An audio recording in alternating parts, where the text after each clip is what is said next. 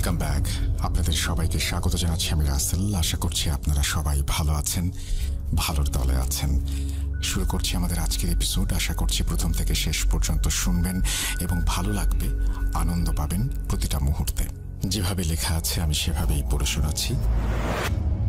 আসসালামু আলাইকুম রাসেল ভাইয়া ও প্রিয় লিসেনার্স, আমি মোহাম্মদ সিফাত আলম হাজির হয়েছি নতুন একটি ভিন্নধর্মী ঘটনা নিয়ে। আজকের ঘটনাটি মূলত আমার অফিসের কলিগের বড় বোনের ঘটনা। আমার কলিগ আমাকে ঘটনাটি নিজের ভাষায় শেয়ার করেছেন, কিন্তু আপনাদের বোঝার সুবিধার্থে আমি আমার কলিগের বড় বোনের ভাষায় আপনাদের সামনে ঘটনাটি উপস্থাপন করছি। আমার কলিগের বোনের আসল নাম প্রকাশ করা সম্ভব হচ্ছে না, এর কারণ আজকের এই ঘটনাটি। এমনও হয় এই ব্যাপারে আসলেই আমার জানা ছিল না।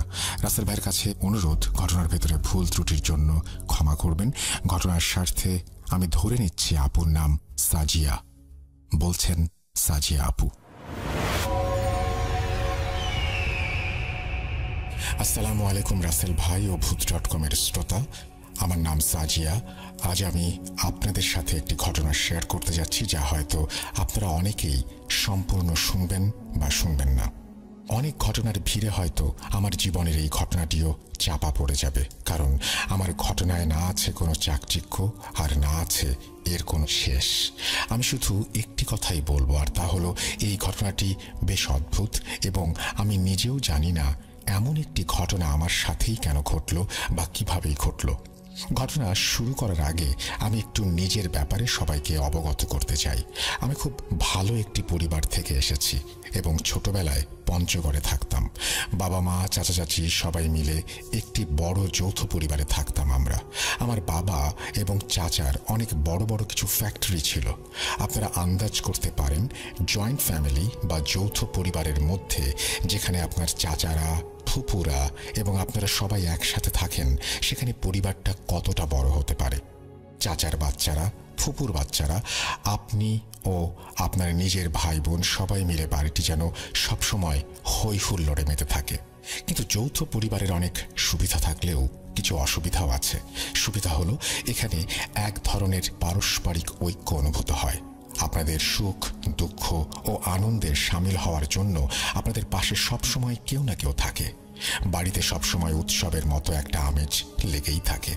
কিন্তু এর পাশাপাশি আরও কিছু চ্যালেঞ্জও আছে, যা আপনাদের ওপর বিরূপ প্রভাব ফেলতে পারে। হতে পারে সেসব চ্যালেঞ্জের মধ্যে আছে কারো বদনজর বা জাদু। যখন মানুষ যৌথ পরিবারে থাকে তখন অনেকেই আপনাদের প্রতি কোনো কারণ ছাড়াই হিংসা করতে শুরু করে। আপনাদের ভালো সহ্য করতে পারে না। আপনাদের কোনো ভালো কিছু হলে তারা তেলে বেগুনে জ্বলে ওঠে। আর সেই হিংসা এবং জ্বালাকে দূর করতে তারা অনেক সময় দুটি জিনিসের সাহায্য নেয়। এক হলো বদনজর, আরেক হলো কালো জাদু, যার মাধ্যমে তারা নিজেদের হিংসা আর অহংকারকে তৃপ্ত করার জন্য, অন্যদের বিধ্বস্ত করার জন্য ঘৃণিত এক মরণ খেলায় মেতে ওঠে। আমার সাথেও এমন একটি ঘটনা ঘটেছিল, যা 1995 বা 96-এর দিকে ঘটে। আমার বয়স তখন 14-15 বছর হবে। তখন থেকে আমার জন্য বিয়ের সম্বন্ধ আসতে শুরু করে। এর কারণ আমি ছোট থেকেই আহামরি সুন্দরী না হলেও দেখতে শুনতে বেশ ভালোই ছিলাম, আর সে সময় ছেলে মেয়েদেরও খুব তাড়াতাড়ি বিয়ে দেয়া হতো। তাই আমার জন্য অনেক সম্বন্ধ আসতে শুরু করে। আমাদের পরিবারের অর্থ সম্পদ আল্লাহর রহমতে ভালোই ছিল, তাই আমার জন্য সম্বন্ধও আসছিল অনেক ধনী পরিবার থেকে। কিন্তু সেই সময়ে আমার সঙ্গে যা ঘটল তা শুনলে হয়তো প্রথমবারের মতো আপনাদের কারো বিশ্বাসই হবে না। আমার সেই সময় থেকেই কেন জানি না মনে মনে একজন লোককে আমি ভাবতাম। আমি জানি না এর কারণ কি। ধীরে ধীরে আমার মনে লোকটির চেহারা গড়ে উঠতে থাকলো, আর আমি কিভাবে যেন স্বপ্নে দেখতে শুরু করলাম তাকে। তার কথা ভাবলেই কেন জানি না মনে হতো উনি হয়তো আমার স্বামী। মানুষটার চেহারার একটি ছবি আমার মনে আসতে থাকে। আমি আগে কখনোই এমন চেহারার কাউকে দেখিনি। আমি জানি না সে কে বা এমন দেখতে আসলেই কেউ আছে কিনা। যেদিন থেকেই আমার জন্য সম্বন্ধ আসতে শুরু করলো, সেই সময় থেকেই সে ব্যক্তি হঠাৎ করেই আমার মাথায় চলে আসতো এবং আমার জন্য আসা বিয়ের সম্বন্ধ থেকে আমাকে দূরে রাখতে চাইতো। আমি কিছুই বুঝতে পারছিলাম না এ ব্যাপারে এবং কাউকে জিজ্ঞেসও করতে পারছিলাম না কিছু। কিন্তু কেন জানি না তাকে দেখে আমার মনে একটি অদ্ভুত ভালোবাসার অনুভূতি হতো, মায়া হতো। মনে হতো এই ব্যক্তিই আমার স্বামী, এ কারণেই আমার জন্য যত ভালো সম্বন্ধই আসুক না কেন আমি বারবার সেগুলো প্রত্যাখ্যান করছিলাম। আমার পরিবারের লোকেরা আমাকে জিজ্ঞাসা করত আমি এত ভালো ভালো সম্পর্ক কেন ফিরিয়ে দিচ্ছি, আর আমার বিয়ে নিয়ে কোনো সমস্যা আছে কিনা। কিন্তু আমি তাদেরকে কি বলবো? আমার এই কথা কে বিশ্বাস করবে? কেউ না, কেননা এমন কিছু না আগে কেউ কখনো শুনেছে বা ঘটতে দেখেছে। তাই আমি এই ব্যাপারে কাউকে কিছু জানাতে পারিনি। যে ব্যক্তিকে আমি দেখতাম সে আমার বয়সী ছিল না। তাকে দেখে মনে হতো তিনি আমার থেকে প্রায় 10-15 বছরের বড় হবেন। তবুও না জানি কেন আমার মনে হচ্ছিল এই লোকটিকে আমি চিনি এবং ইনি আমার স্বামী। এসবের মাঝেই আমার খুব উচ্চ বংশীয় এক পরিবার থেকে সম্বন্ধ এলো এবং আমার পরিবার জোর করে আমাকে সেই পরিবারের বড় ছেলের সাথে এঙ্গেজমেন্ট করিয়ে দিল। আমি খুব বিরক্ত হয়েছিলাম আর মনে মনে খুব ভয়ও হচ্ছিল। বারবার মনে হচ্ছিল আমি আগে থেকেই বিবাহিত এবং আমার বিয়ের আয়োজন হচ্ছে, এটা ঠিক না। যেদিন আমার এঙ্গেজমেন্ট হলো সেদিন রাতে আমি সেই ব্যক্তিকে আমার ঘরে দেখলাম। তিনি তার চোখ মুখে প্রচণ্ড রাগ নিয়ে আমার দিকে তাকিয়েছিলেন, কিন্তু কেন জানি না তাকে দেখে আমি বিন্দুমাত্র ভয় পাচ্ছিলাম না, বরং আমার মনে হচ্ছিল আমি হয়তো এঙ্গেজমেন্ট করে বড় কোনো ভুল করে ফেলেছি। নিজেকে খুব অপরাধী মনে হচ্ছিল। যে অচেনা ব্যক্তিকে আমি প্রায় রোজ দেখতাম তিনি শুধু আমার রুমে উপস্থিত হয়ে আমার দিকে তাকিয়েই থাকতেন, কখনো কিছু বলতেন না। আমার তো এঙ্গেজমেন্ট হয়ে গিয়েছিল, কিন্তু আমার মনের অনুভূতি পরিবর্তিত হয়নি। আমার তখনও মনে হচ্ছিল এই ব্যক্তি আমার স্বামী। আমি এসব নিয়ে অনেক চিন্তা ভাবনা করলাম, আর এ কারণেই আমি কিছুদিন পর বিনা কারণে সেই এঙ্গেজমেন্টটাও ভেঙে দিলাম, যার ফলস্বরূপ আমার মা বাবা আমার সাথে কথা বলা বন্ধ করে দিলেন। সবাই আমার প্রতি বিরক্ত হলেন প্রচণ্ড পরিমাণে। তারা নিজেদের মনে ভাবছিলেন আমি কেন এবং কিভাবে এমন একটি কাজ করতে পারলাম। আমি যখন একা একা থাকতাম তখন আম্মু প্রায়ই আমাকে বলতেন, যদি তোমার পছন্দের কেউ থাকে আমাদেরকে বলো, প্রয়োজনে আমরা তোমার বিয়েটা সেখানেই করিয়ে দেব, কিন্তু এভাবে নিজের পরিবারকে কষ্ট দিও না। আম্মুর কথা শুনে আমি নির্বাক থাকতাম, কিন্তু আমি আম্মুকেই বা কি জানাতে পারতাম? যে মানুষটাকে আমি দেখতে পাচ্ছিলাম আমি নিজেই তো জানতাম না সে কে আর তার বাসস্থান কোথায়। সে কি আদৌ কোনো মানুষ? দেখতে দেখতে আমার বয়স বাড়ছিল, আর আমি প্রায় সব সম্পর্কগুলো থেকেই নিজেকে দূরে সরিয়ে রাখছিলাম। আমার পরিবারও এই ব্যাপারে আমার উপর নজর রাখছিল। সময়ের স্রোতে আমার বয়স 25 থেকে 26 হয়ে গেল। আমার মা বাবাও বৃদ্ধ হয়ে গিয়েছিলেন। শেষমেশ তারা আমার সামনে এমনভাবে বিয়ের চাপ দিতে শুরু করলেন যে আমি আর কিছুতেই মানা করতে পারলাম না। আম্মু আমাকে বললেন তারা চান তাদের মৃত্যুর আগে তাদের চোখের সামনে আমি যেন বিয়ে করি। মেয়ের বিয়ে হতে দেখাটা আমাদের সমাজে এবং মা বাবার কাছে বেশ ইমোশনাল একটা ব্যাপার। অন্যদিকে বাবা মায়ের এই কথা শুনে কোনো সন্তান কি আর বেঁকে বসতে পারে? আমিও পারিনি। আমি আমার বাবা মায়ের কাছে হার স্বীকার করি। অন্যদিকে আমি আমার মন দিয়ে রেখেছি সেই 14-15 বছর আগে থেকেই সেই মানুষটিকে, যাকে আমি স্বামী হিসেবে মেনে নিয়েছিলাম।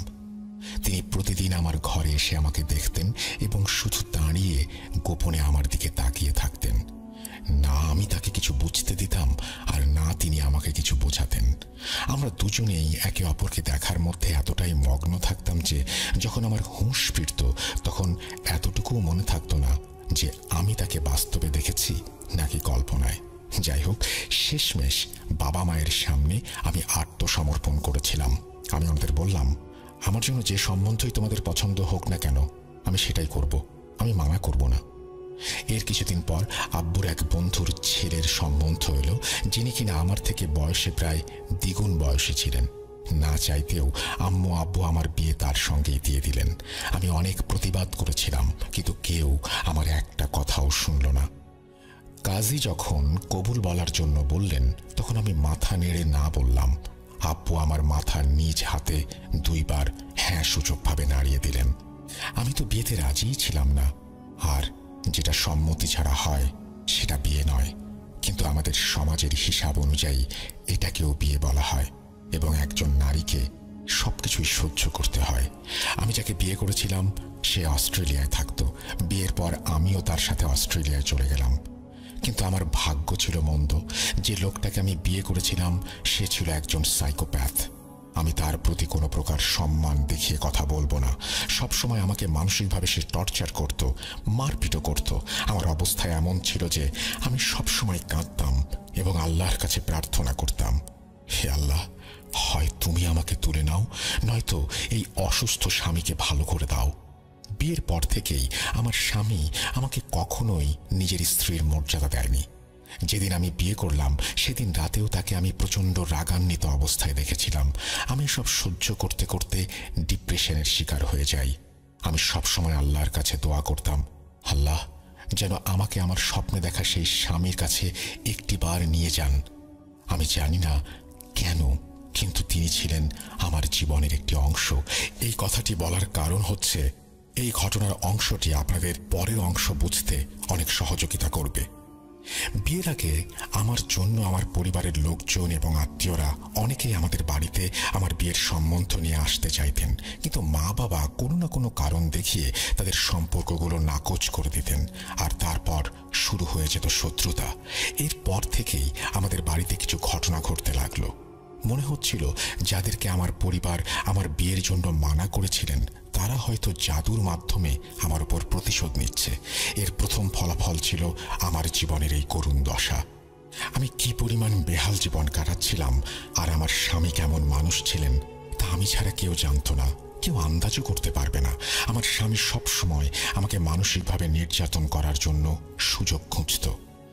আমার বিয়ের কয়েক বছর পর আমার ভাই বোনদের বিয়ে হলো, কিন্তু তাদের সাথেও আমার মতো একই রকম ঘটনা ঘটতে লাগলো। সবসময় ঝগড়া মারামারি চলতেই থাকলো।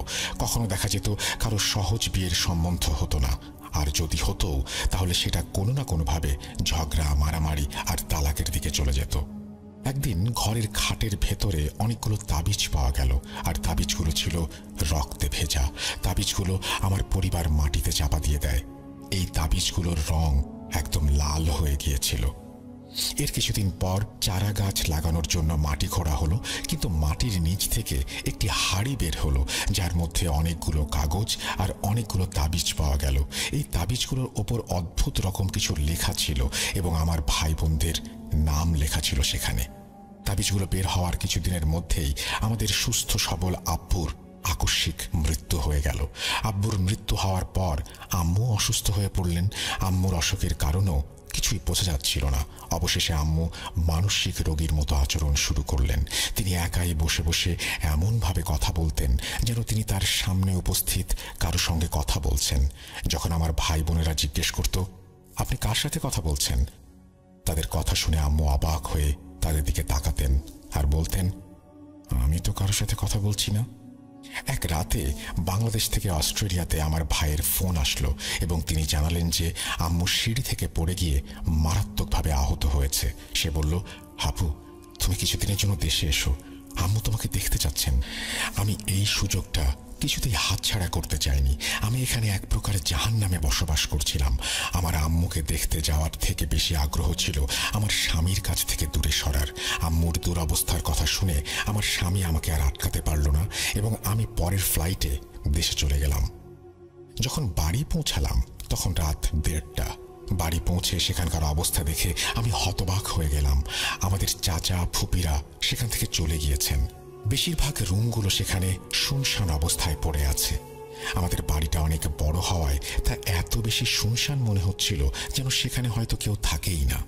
আমার এমন মনে হবার কারণ হচ্ছে আগে এখানে কত লোক থাকতো যা আমি দেখে অভ্যস্ত, তাই আজ পর্যন্ত কখনোই আমার এমন কোনো অনুভূতি হয়নি। এসব চিন্তা করতে করতেই যখন আম্মুর রুমে গেলাম সেখানে আমার ছোট ভাইকে পেলাম। আমি ভাইকে জিজ্ঞেস করলাম, বলো তো আসলে আম্মুর কি হয়েছে? তিনি কি আসলেই সিঁড়ি থেকে পড়ে গিয়েছেন না অন্য কিছু? তুমি লুকাচ্ছ না তো কিছু? আমি আম্মুর অবস্থা জানি না এমন না, সেজন্যই বলছিলাম কিছু হয়ে থাকলে আমাকে বলো। আমার কথা শুনে আমার ভাই বলল, আম্মু তো ভালোভাবেই বিছানায় ঘুমাচ্ছিলেন। যখন আমি সকালে উঠলাম দেখলাম নিচের দরজার সামনে পড়ে আছেন আর সিঁড়িতে প্রচুর রক্ত, কিন্তু সেই রক্তের গ্রুপ আম্মুর রক্তের গ্রুপ এক নয়। আমি সেই রক্ত পরীক্ষা করাই, কারণ আম্মুর গায়ে তেমন চোট ছিল না যার জন্য সিঁড়িতে এভাবে রক্ত পড়ে থাকতে পারে। বাসার অবস্থা তো তুমি জানোই, তাই আমি এই কাজটা করলাম। ভাইয়ের কথা শুনে আমি তাকে আর কিছু বললাম না। নিজের রুমে গিয়ে ঘুমিয়ে পড়লাম। সকালে যখন আম্মু ঘুম থেকে উঠলেন তখন আমাকে দেখে খুবই আনন্দিত হলেন। আমি যখন তাকে জিজ্ঞাসা করলাম ওনার শরীরে এই আঘাত কিভাবে আসলো আর সিঁড়ি থেকে কিভাবে পড়লেন, তখন তিনি বললেন, আমি নিজেও জানি না রে মা, আমি তো রাতে ভালোভাবেই ঘুমিয়েছিলাম। সকালে যখন উঠলাম দেখলাম আমি হাসপাতালে। প্রথমে আমার মনে হলো হয়তো আম্মুর বয়স হয়েছে, উনি রাতে হয়তো কাজের জন্য উঠেছিলেন। কিন্তু এই ব্যাপারটা খুবই অদ্ভুত যে আম্মুর কোনো কিছুই মনে ছিল না। আমার ভাই বলল, আপু, আমাদের পরিবারের উপর কেউ মনে হয় জাদু করেছে। মনে আছে সেই তাবিজগুলোর কথা, যেগুলোর কথা ফোনে তোমাকে বলেছিলাম? আর আমাদের বাড়ির উঠোনে তাবিজের হাড়ি বের হওয়া, আব্বুর হঠাৎ মৃত্যু, আর আম্মুর স্বাস্থ্যের অবস্থা দেখো দিন দিন খারাপই হচ্ছে। আর তাছাড়া আমরা ভাই বোনেরা কেউ কি খুশি আছি? সবাই নিজেদের জীবন নিয়ে বিরক্ত। আমি আমার ভাইয়ের কথা শুনে হ্যাঁ সূচক মাথা নাড়লাম। বললাম, হ্যাঁ ভাই, তুমি ঠিকই বলেছ, আমিও এমন কিছুই ভাবছি। হতে পারে আমাদের পরিবারের ওপর অদৃশ্য কোনো অশুভ শক্তির উপস্থিতি আছে। ভাই আমার কথা শুনে গভীর চিন্তা করতে শুরু করলো।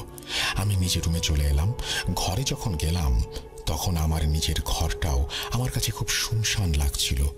যদিও আমার শৈশব আর যৌবন এই ঘরেই কেটেছে, তবুও মনে হচ্ছিল এই ঘরগুলি যেন ঠিক আগের মতো নেই। আমি বাড়িতে আসার কয়েক মাস আগেই ফুটফুটে এক কন্যা সন্তানের মা হয়েছিলাম। আমি মেয়েকে নিয়ে রুমে শুয়ে তাকে ঘুম পাড়াচ্ছিলাম। হঠাৎ আম্মু রুমে প্রবেশ করলেন। আম্মু ধীরে ধীরে এসে আমার বিছানার পাশে বসে আমার মাথায় হাত রেখে বললেন, এতদিন পর তোমাকে দেখলাম, খুব ভালো লাগছে। আজ তুমি আমার কাছে আমার রুমেই ঘুমাও। আম্মু জানতেন আমার অভ্যেস আলাদা ঘরে ঘুমানো। এই কথা জানার পরেও আম্মুর প্রস্তাব শুনে আমি অবাক হলাম। ভাবলাম হয়তো আম্মু ভয় পাচ্ছেন। তাই আমি আর কোনো কিছু চিন্তা না করে আম্মুর সাথে তার রুমে চলে গেলাম। রাত প্রায় 2টা। আমি আর আমার মেয়ে ঘুমিয়ে আচ্ছন্ন। আম্মু আগের মতোই ঘুমিয়ে গিয়েছেন। হঠাৎ রুমের দরজায় একটি নক শুনলাম। প্রথমে আমি চমকে উঠে ঘড়ির দিকে তাকালাম। হ্যাঁ, রাত 2টা। বিছানায় আধশোয়া অবস্থা থেকেই আমি জিজ্ঞেস করলাম, কে কে বাইরে? কে চায় এত রাতে? তখন বাইরে থেকে আমি যে আওয়াজ শুনলাম তা শুনে আমার আত্মা শুকিয়ে গেল। বাইরে থেকে আম্মুর আওয়াজ এলো। আম্মু বলছেন, দরজা খোলো মা, আমি তাহাজ্জুদের নামাজ পড়ে আসবো বলেছিলাম না, দরজা লাগিয়ে দিয়েছো কেন? আমি উঠে বিছানার অপর পাশে শোয়া আমার আম্মুর দিকে তাকালাম।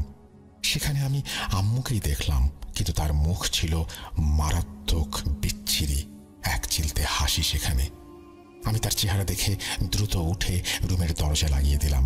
দেখলাম আম্মু দাঁড়িয়ে আছেন। আমি জিজ্ঞেস করলাম, আম্মু বাইরে কখন গিয়েছেন? আমার আম্মু আমার কথা শুনে বললেন, কি বলছো এসব? আমি বাইরে যাবে কেন? আমি তো তোমার রুমেই নামাজ পড়ছিলাম। এই রুমে তো আমি আসিনি। তোমাকে আসার আগেই তো বললাম তুমি দরজা লাগিও না, আমি নামাজ পড়ে আসবো, কিন্তু তুমি দরজা লাগিয়ে দিয়েছ। আমি আম্মুর কথা শুনে হতভম্ব হয়ে রইলাম। মুখ দিয়ে কোনো শব্দ বের হচ্ছিল না, কিন্তু আম্মুকে আমি কিছু বুঝতে দিলাম না। আম্মু রুমে প্রবেশ করে আবার জায়নামাজ বিছিয়ে দিলেন। তার উপর বসে তিনি আমাকে বললেন তিনি কিছুক্ষণ জিকির করবেন, আমি যেন আরাম করে ঘুমিয়ে যাই। এরপর আমি বিছানায় শুয়ে পড়লাম এবং শুতে না শুতেই ঘুমিয়ে পড়লাম। কিন্তু প্রতি 1-2 ঘন্টা পর আমার চোখ আপনা আপনি খুলে যাচ্ছিল। যখন আমি হালকা ঘুমে চোখ খুলতাম তখন দেখতাম আম্মু সোফায় বসে আমার দিকে তাকিয়ে জিকির করছে। কিন্তু ওই সময় আমি এত গভীর ঘুমেছিলাম যে আম্মুকে এটাও জিজ্ঞেস করতে পারলাম না তিনি কেন ঘুমোচ্ছেন না। পুরো রাত 3-4 বার এমন হলো। সকালে যখন আমার চোখ খুলল তখন আম্মু রুমে ছিল না। প্রথমে মনে হলো হয়তো আমি কোনো স্বপ্ন দেখছিলাম, কিন্তু যখন আমি উঠে দরজার কাছে গেলাম তখন দেখলাম দরজার লক খোলা। এর মানে রাতে যা হয়েছে সবই সত্যি। আমি দরজার লক লাগিয়েই মেয়েকে নিয়ে ঘুমিয়েছিলাম। আম্মুর আওয়াজ শুনে লক খুলে দিয়েছিলাম আর আম্মু ভেতরে এসেছিলেন। যখন আমি ঘুম থেকে উঠলাম আম্মুকে খুঁজতে লাগলাম। আম্মুকে রান্নাঘরে পেয়ে গেলাম। আমি ওনাকে জিজ্ঞাসা করলাম, আম্মু রাতে আপনি আমার রুমের বাইরে গেলেন কখন? আর আমি দরজায় বা বন্ধ করলাম কখন? আম্মু অবাক হয়ে গিয়েছিলেন আমার কথা শুনে। তিনি বললেন, যেভাবে লেখা হয়েছে সেভাবে হয়তো আপনাদের বুঝতে অসুবিধা হচ্ছে, আমি এখানে একটু সহজ করে দিই। সাজিয়া যিনি ঘটনাটি বলছেন তিনি সেই রাতে ঘুমিয়েছিলেন তাঁর মার ঘরে। আর রাতের বেলায় যে সমস্ত ঘটনা ঘটল, যে মা একবার তার পাশে শুয়েছিলেন, পরে বুঝতে পারলেন এটি আসলে তার মা নন, তার মা আবার দরজা নক করলেন, তার মাকে তিনি রুমে প্রবেশ করালেন এবং তারপরে তার মা সেখানে বসে জিকির করলেন। অর্থাৎ এগুলো ঘটনা ঘটেছে তার মায়ের ঘরে। কিন্তু মা সকালবেলায় বলছেন তিনি ঘুমিয়েছেন তার মেয়ের ঘরে। যাই হোক, তারপরে তিনি বলছেন, আমি এত ভুল কিছুতেই দেখতে পারি না, আমার এত বড় ভুল হতে পারে না। এটা স্বপ্ন ছিল না, আমি 100% নিশ্চিত। যদি রাতে আম্মু নাই এসে থাকেন, তাহলে আমার রুমে আম্মুর মতো যাকে আমি দেখলাম আর সারা রাত যিনি জিকির করলেন, এরা দুজন আসলে কারা? আমার মনে প্রচণ্ড ভয় জন্মে গিয়েছিল। তাই আমি আম্মুর ঘরের জিনিসপত্র আমার রুমে নিয়ে গেলাম আর আম্মুকে রাতে আমার সাথে ঘুমোতে বললাম। যখন ভাইয়ার কাছে এই ব্যাপারটা শেয়ার করলাম, তখন সেও বেশ অবাক হলো। সে বলল, আমরা তো ছোটবেলা থেকে এখানে থাকছি, কখনো এরকম কিছু ঘটেনি। আমাদের কথা আমার ভাইয়ের বউ কোনোভাবে শুনতে পেয়ে আমাদের বলল, হ্যাঁ পা, আপনি ঠিকই বলেছেন, এমনটা আমার সাথেও হয়েছে। আপনার ভাই এক রাতে নাইট ডিউটিতে ছিল, কিন্তু রাতে ঘুম ভাঙার পর দেখি সে আমার পাশেই শুয়ে আছে। আমি ভেবেছিলাম হয়তো তার শরীর ভালো না, সেই জন্য অফিস থেকে চলে এসেছে। আমাকে ঘুমন্ত অবস্থায় দেখে আর ডাক দেয়নি। সকালে আমি নাস্তা বানানোর আগেও তাকে বিছানাতেই দেখেছি। নাস্তা বানাতে বানাতেই কলিং বেল বাজে। দরজা খুলে আমি দেখি আপনার ভাই দাঁড়িয়ে আছে। তিনি নাইট ডিউটি শেষ করে তখন ফিরেছেন। আমি এত অবাক হয়েছিলাম, আমি সেখানে ভয়ে জমে গিয়েছিলাম সেই দিন। ভাই বলল, তাবিজগুলো যখন পাওয়া গেছে তখন থেকে সব শুরু হয়েছে। মনে হচ্ছে তাবিজের মাধ্যমে আমাদের বাড়ির উপরে কেউ খারাপ কিছু ঘটাচ্ছে। হতে পারে আমাদের সবার উপর জাদু করা হয়েছে, যার ফলে আমরা কেউ সুখী হতে পারছি না। যাই হোক, আমি আমার বাবার বাড়িতে প্রায় 1 মাসের মতো ছিলাম, কিন্তু ওই 1 মাস আমার জন্য এসব ঘটনার কারণে খুবই কষ্টকর হয়ে উঠেছিল। নিত্যদিন অদ্ভুত অদ্ভুত অভিজ্ঞতা হচ্ছিল সেখানে। যখন টয়লেটে যেতাম মনে হতো ভেতরে হয়তো কেউ এসেছে, কারো উপস্থিতি টের পেতাম। বিছানায় শুয়ে থাকলে রাতের বেলা মনে হতো কেউ আমার মাথায় হাত রেখেছে। আমি হঠাৎ করে উঠে বসতাম, কিন্তু সেখানে কেউ থাকতো না। এক রাতে তো এমন হয়েছিল যে আমি চিৎকার করতে করতে জেগে উঠেছিলাম। কেউ আমার পা ধরে একদম নিচের দিকে হ্যাঁচকা টান দিয়ে আমাকে বিছানা থেকে নিচে ফেলে দিয়েছিল। আমি বাড়িতে বেশ কিছুদিন থাকবো ভেবে এসেছিলাম, কিন্তু এখানকার পরিস্থিতি দেখে আমি তাড়াতাড়ি এখান থেকে বের হওয়ার পরিকল্পনা করে ফেললাম। কারণ আমার সাথে আমার বাচ্চা ছিল। আমি চাইছিলাম না এই বাড়িতে যা কিছু হচ্ছে তার প্রভাব আমার মেয়ের ওপরে পড়ুক। তারপর আমি আবার অস্ট্রেলিয়ায় সেই জাহান্নামে চলে গেলাম, সেই খবিসটার কাছে যার মুখ দেখলেই আমার ঘৃণা হতো। আমি অস্ট্রেলিয়া আসার পরেও বাংলাদেশ থেকে নিয়মিত বাড়ির সমস্যাগুলোর খবর নিতে থাকলাম। অদ্ভুত অদ্ভুত আচরণ দিন দিন বেড়েই চলছিল। আম্মু দেয়ালের দিকে মুখ করে দাঁড়িয়ে কারোর সাথে কথা বলার সমস্যা দিন দিন আরও বেড়ে গেল। এমনকি ভাই বলছিল বিকেলে মাগরিবের পর বাড়ির ভেতরে কোত্থেকে যেন পোড়া মাংসের গন্ধ আসতে শুরু করে।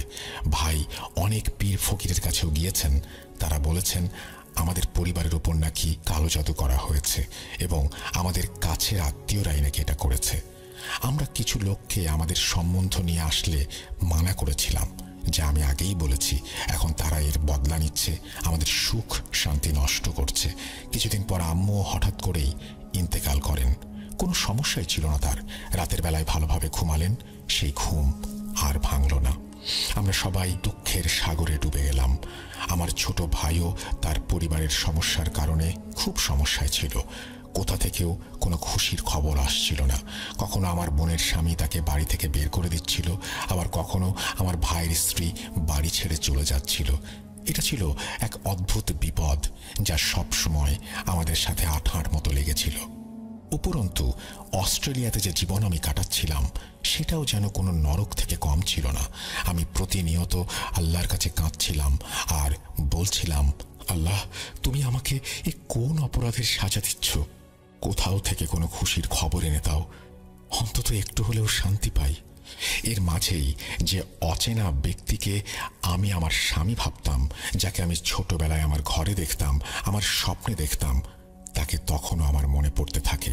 আমি আল্লাহর কাছে বলতাম, আল্লাহ, তিনি যেখানেই থাকুন, যদি এই দুনিয়ায় থেকে থাকেন, তাহলে তাকে একবার আমার সামনে নিয়ে আসো, শুধু একবার। শুধু একবার ওই লোকটাকে আমার সামনে নিয়ে এসো, যেন আমার মনে যে কষ্ট আছে বছরের পর বছর ধরে সব বরফের মতো গলে শেষ হয়ে যায়। কিন্তু এর মধ্যেই আরো 5 বছর চলে গেল। আমি একেবারেই হতাশ হয়ে পড়েছিলাম। মনে হচ্ছিল হয়তো এই ব্যক্তি কেবল আমার কল্পনা মাত্র, এমন কোনো মানুষ আসলে পৃথিবীতে নেই। কিন্তু তবুও কেন জানি না মনের কোণে একটি বিশ্বাস সবসময় ছিল, এই ব্যক্তি এই পৃথিবীতেই আছে। এখান থেকেই শুরু হয় আমার জীবনের নতুন এক মোড়। আপনারা সবাই দয়া করে খেয়াল করুন, আমি যা বলতে যাচ্ছি তা শুনে আপনারা সবাই অবাক হয়ে যাবেন।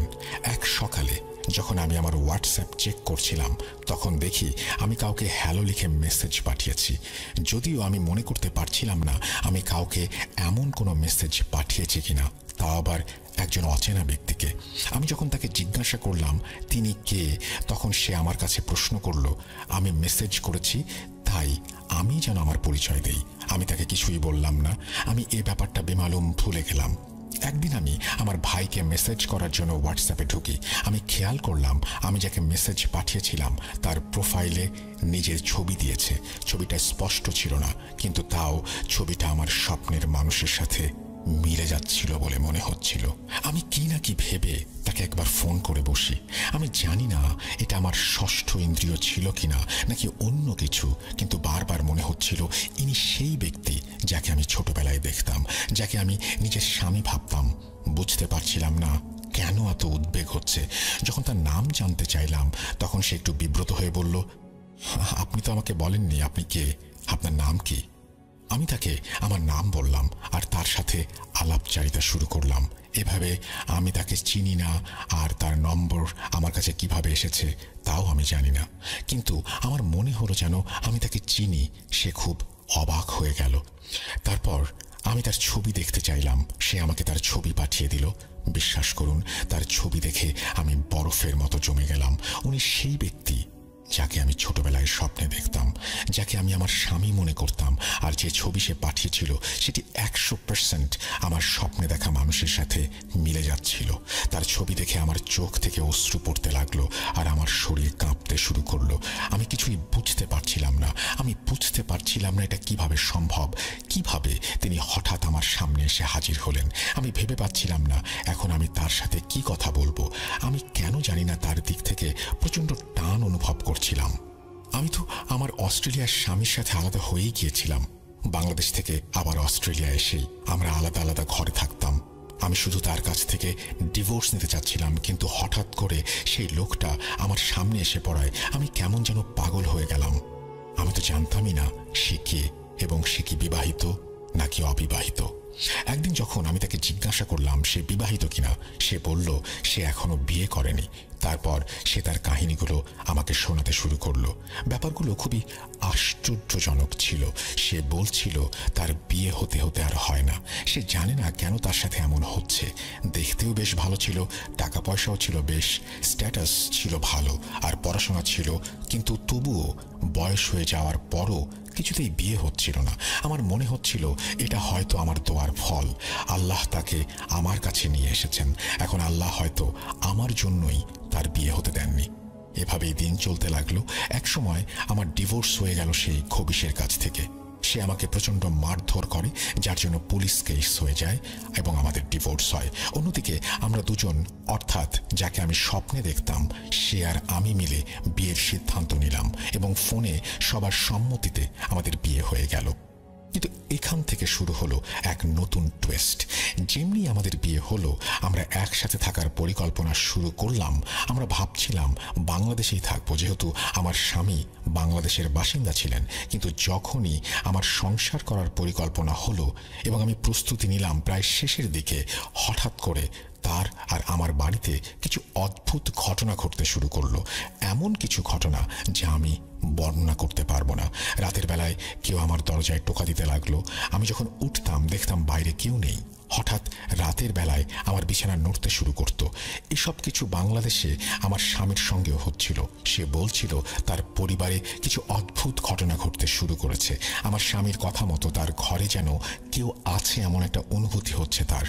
এসব হঠাৎ করে আবার শুরু হওয়াটা আমার জন্য খুবই অদ্ভুত ছিল। অস্ট্রেলিয়ায় এক পাকিস্তানি মহিলা ছিলেন যিনি আধ্যাত্মিক চিকিৎসা করতেন। আমি ভাবলাম তার সঙ্গে এই ব্যাপারে আলোচনা করা উচিত। সে আমার সব কথা শুনল, তারপর বলল, তোমার পরিবারের ওপরে একটি মারাত্মক কালজাদু করা হয়েছে, যার মধ্যে তুমি সহ তোমার পুরো পরিবার জড়িয়ে গেছো। এর প্রভাব তোমার স্বামীর ওপরেও পড়েছে এবং ভবিষ্যতেও পড়বে।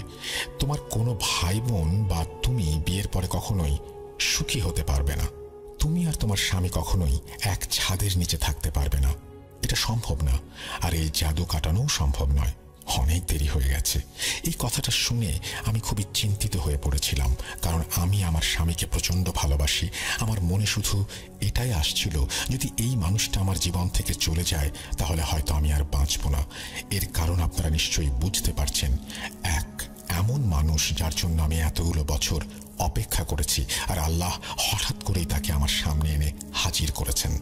আর যখন এই মহিলা বলছেন আমরা কি কখনোই একসাথে থাকতে পারবো না, মহিলার ভাষ্যমতে যদি আমরা একসাথে থাকার কোনো পরিকল্পনা করি তাহলে আমাদের জীবনে অনেক সমস্যার সৃষ্টি হবে, অনেক মুশকিলে পড়তে হতে পারে। যখন আমি আমার স্বামীকে এই কথা বলতাম তখন সে শুনে খুব বিরক্ত হতো। তারপর আমরা সেই মহিলার কাছ থেকে জানতে চাইলাম এই সমস্যার কোনো সমাধান আছে কি। তিনি বললেন, তোমরা এই বিয়ের সম্পর্কে থাকতে পারো, কিন্তু কখনো একে অপরকে দেখবে না এবং কখনো একে অপরের সামনে আসতে পারবে না। এটাই একমাত্র উপায় যার মাধ্যমে তোমরা সুখী বিবাহিত জীবন কাটাতে পারো। এখন আপনারাই ভাবুন, এটা কিভাবে সম্ভব? একজনের সঙ্গে আমার বিয়ে হয়েছে যাকে আমি খুব ভালোবাসি, যার জন্য আমি এত বছর অপেক্ষা করলাম, আমার বিয়েও হলো, কিন্তু এখন আমরা একে অপরের সামনে আসতে পারবো না। আমরা একে অপরকে দেখতে পাচ্ছিলাম না, একে অপরের সামনে যেতে পারছিলাম না। শুরুতেই আমরা ওই মহিলার কথাকে বিশ্বাস করিনি, কিন্তু যখনই আমরা তার কথাগুলোকে উপেক্ষা করে একসাথে থাকার চেষ্টা করতাম তখনই কোনো না কোনো অদ্ভুত ব্যাপার শুরু হয়ে যেত, যা আমাদের মনে ভয়ের সৃষ্টি করত, আমাদের ভাবিয়ে তুলত। আর যখনই দেখা করার পরিকল্পনা বাতিল করতাম তখনই অদ্ভুতভাবে সবকিছু স্বাভাবিক হয়ে যেত। আমরা এই সব কিছু নিজেদের চোখের সামনে অনুভব করছিলাম। যাই হোক, সংক্ষেপে বলতে গেলে এখনো আমার স্বামী এবং আমরা ফোনে কথা বলি। আমাদের ভালোবাসা এত বেশি, এত নিঃস্বার্থ, এত অকৃত্রিম যে আমরা দুজনে মিলে সিদ্ধান্ত নিয়েছি, যদিও আমরা এই পৃথিবীতে একসাথে থাকতে পারলাম না, কিন্তু আমরা যথাসম্ভব শরীয়ত মোতাবেক চলব এবং আমরা জান্নাতে একসঙ্গে থাকব। কিন্তু সেই সময় পর্যন্ত আমরা দুজন একে অপরের আমানত। এটি একটি অনেক বড় ত্যাগ যা আমরা একে অপরের জন্য করেছি। আপনারা একটু ভাবুন, দুজন স্বামী স্ত্রী যারা একে অপরকে এত ভালোবাসে, কিন্তু তারা এই দুনিয়াতে একে অপরের সাথে মিলতেই পারল না। কিন্তু আমাদের ভালোবাসার তীব্রতা এত বেশি যে আমরা দুজনেই নিজেদেরকে সীমাবদ্ধ করে নিয়েছি, যেন আমরা এই দুনিয়ায় একসাথে থাকতে না পারলেও এই সম্পর্কের মাধ্যমেই জান্নাতে একে অপরের সাথে দেখা করতে পারি। আমরা অনেকের কাছে গিয়েছিলাম এই সমস্যার সমাধানের জন্য, কিন্তু সবার কথা ছিল ওই মহিলার মতোই। যখনই চিকিৎসা শুরু হয় কিছু না কিছু নতুন ঘটনা ঘটে যায়, আমরা ভয় পেয়ে যাই। এই কারণেই আমরা আমাদের সম্পর্ক আল্লাহর হাতে ছেড়ে দিয়েছি। হয়তো আমাদের স্বামী স্ত্রীর এই দুনিয়াতে একত্রিত না হওয়ার পেছনে আল্লাহর কিছু হিকমত আছে, কিন্তু আজও আমি আমার স্বামীর জন্য এতটা ভালোবাসা অনুভব করি যে আমি চিন্তা ভাবনা না করেই তার জন্য আমার জীবনও দিতে পারি। এই বলে সাজিয়া আপু তার স্টোরিটি শেষ করেন। খুবই অদ্ভুত এবং ইমোশনাল একটি স্টোরি এটি। আপনাদের কাছে কেমন লেগেছে জানাবেন। আজ বিদায় নিচ্ছি, সবার সুস্থতা কামনা করছি। এই বলে তিনি তার ঘটনা শেষ করেছেন। আশা করছি এই ঘটনাটি আপনাদেরও ভালো লেগেছে। যদি ভালো লাগে অবশ্যই আমাদের জানাবেন এবং আমরা খুব খুশি হব যদি আপনারা জানান। আর যদি ভালো না লাগে সেটাও আমাদেরকে জানিয়ে দেবেন। আমরা চলে যাব আমাদের পরবর্তী ঘটনায়, তবে তার আগে একটু বলে যাই যে আপনারা যারা শুনছেন আমাদেরকে এখনও সাবস্ক্রাইব করেননি আমাদের চ্যানেলটি অনুগ্রহ করে সাবস্ক্রাইব করুন, যাতে করে আমাদেরকে আপনারা সাপোর্ট করতে পারেন। এবং আপনাদের সহযোগিতা খুব বেশি দরকার সামনের দিকে এগিয়ে যাওয়ার জন্য। একটা অনেক বড় সিদ্ধান্ত নিয়েছি আমরা 2024-এর মাঝামাঝি যে আমরা ইউটিউবে শো করব, এবং আপনারাও ভালোবাসা দিয়ে আমাদের পৌঁছে দিয়েছেন 1 মিলিয়নে। এখন সময় এসেছে আরও সামনের দিকে এগিয়ে যাবার, আরও নতুন করে আপনাদের সামনে নতুন নতুন সব ঘটনা, আরও ভয়ের ঘটনা খুঁজে বের করে উপস্থাপন করবার। আশা করছি সাথেই থাকবেন। চলুন যাই পরের ঘটনায়।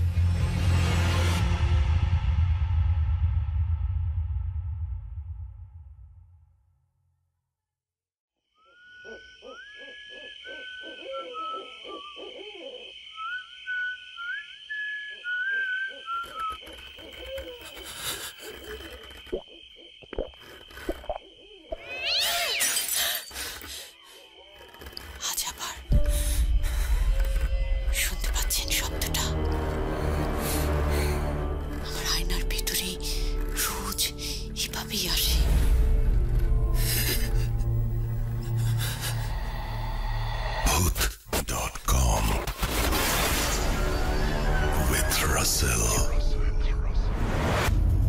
Welcome back. আপনাদের সবাইকে স্বাগত জানাচ্ছি। আমি রাসেল। আশা করছি আপনারা সবাই ভালো আছেন আর ভালোর দলে আছেন। আমি এখন যেটা করতে চাই সেটা হচ্ছে সরাসরি চলে যেতে চাই আমাদের পরবর্তী স্টোরিতে। আর এই ঘটনাটি আমাদের পাঠিয়েছেন সোহাগ চক্রবর্তী।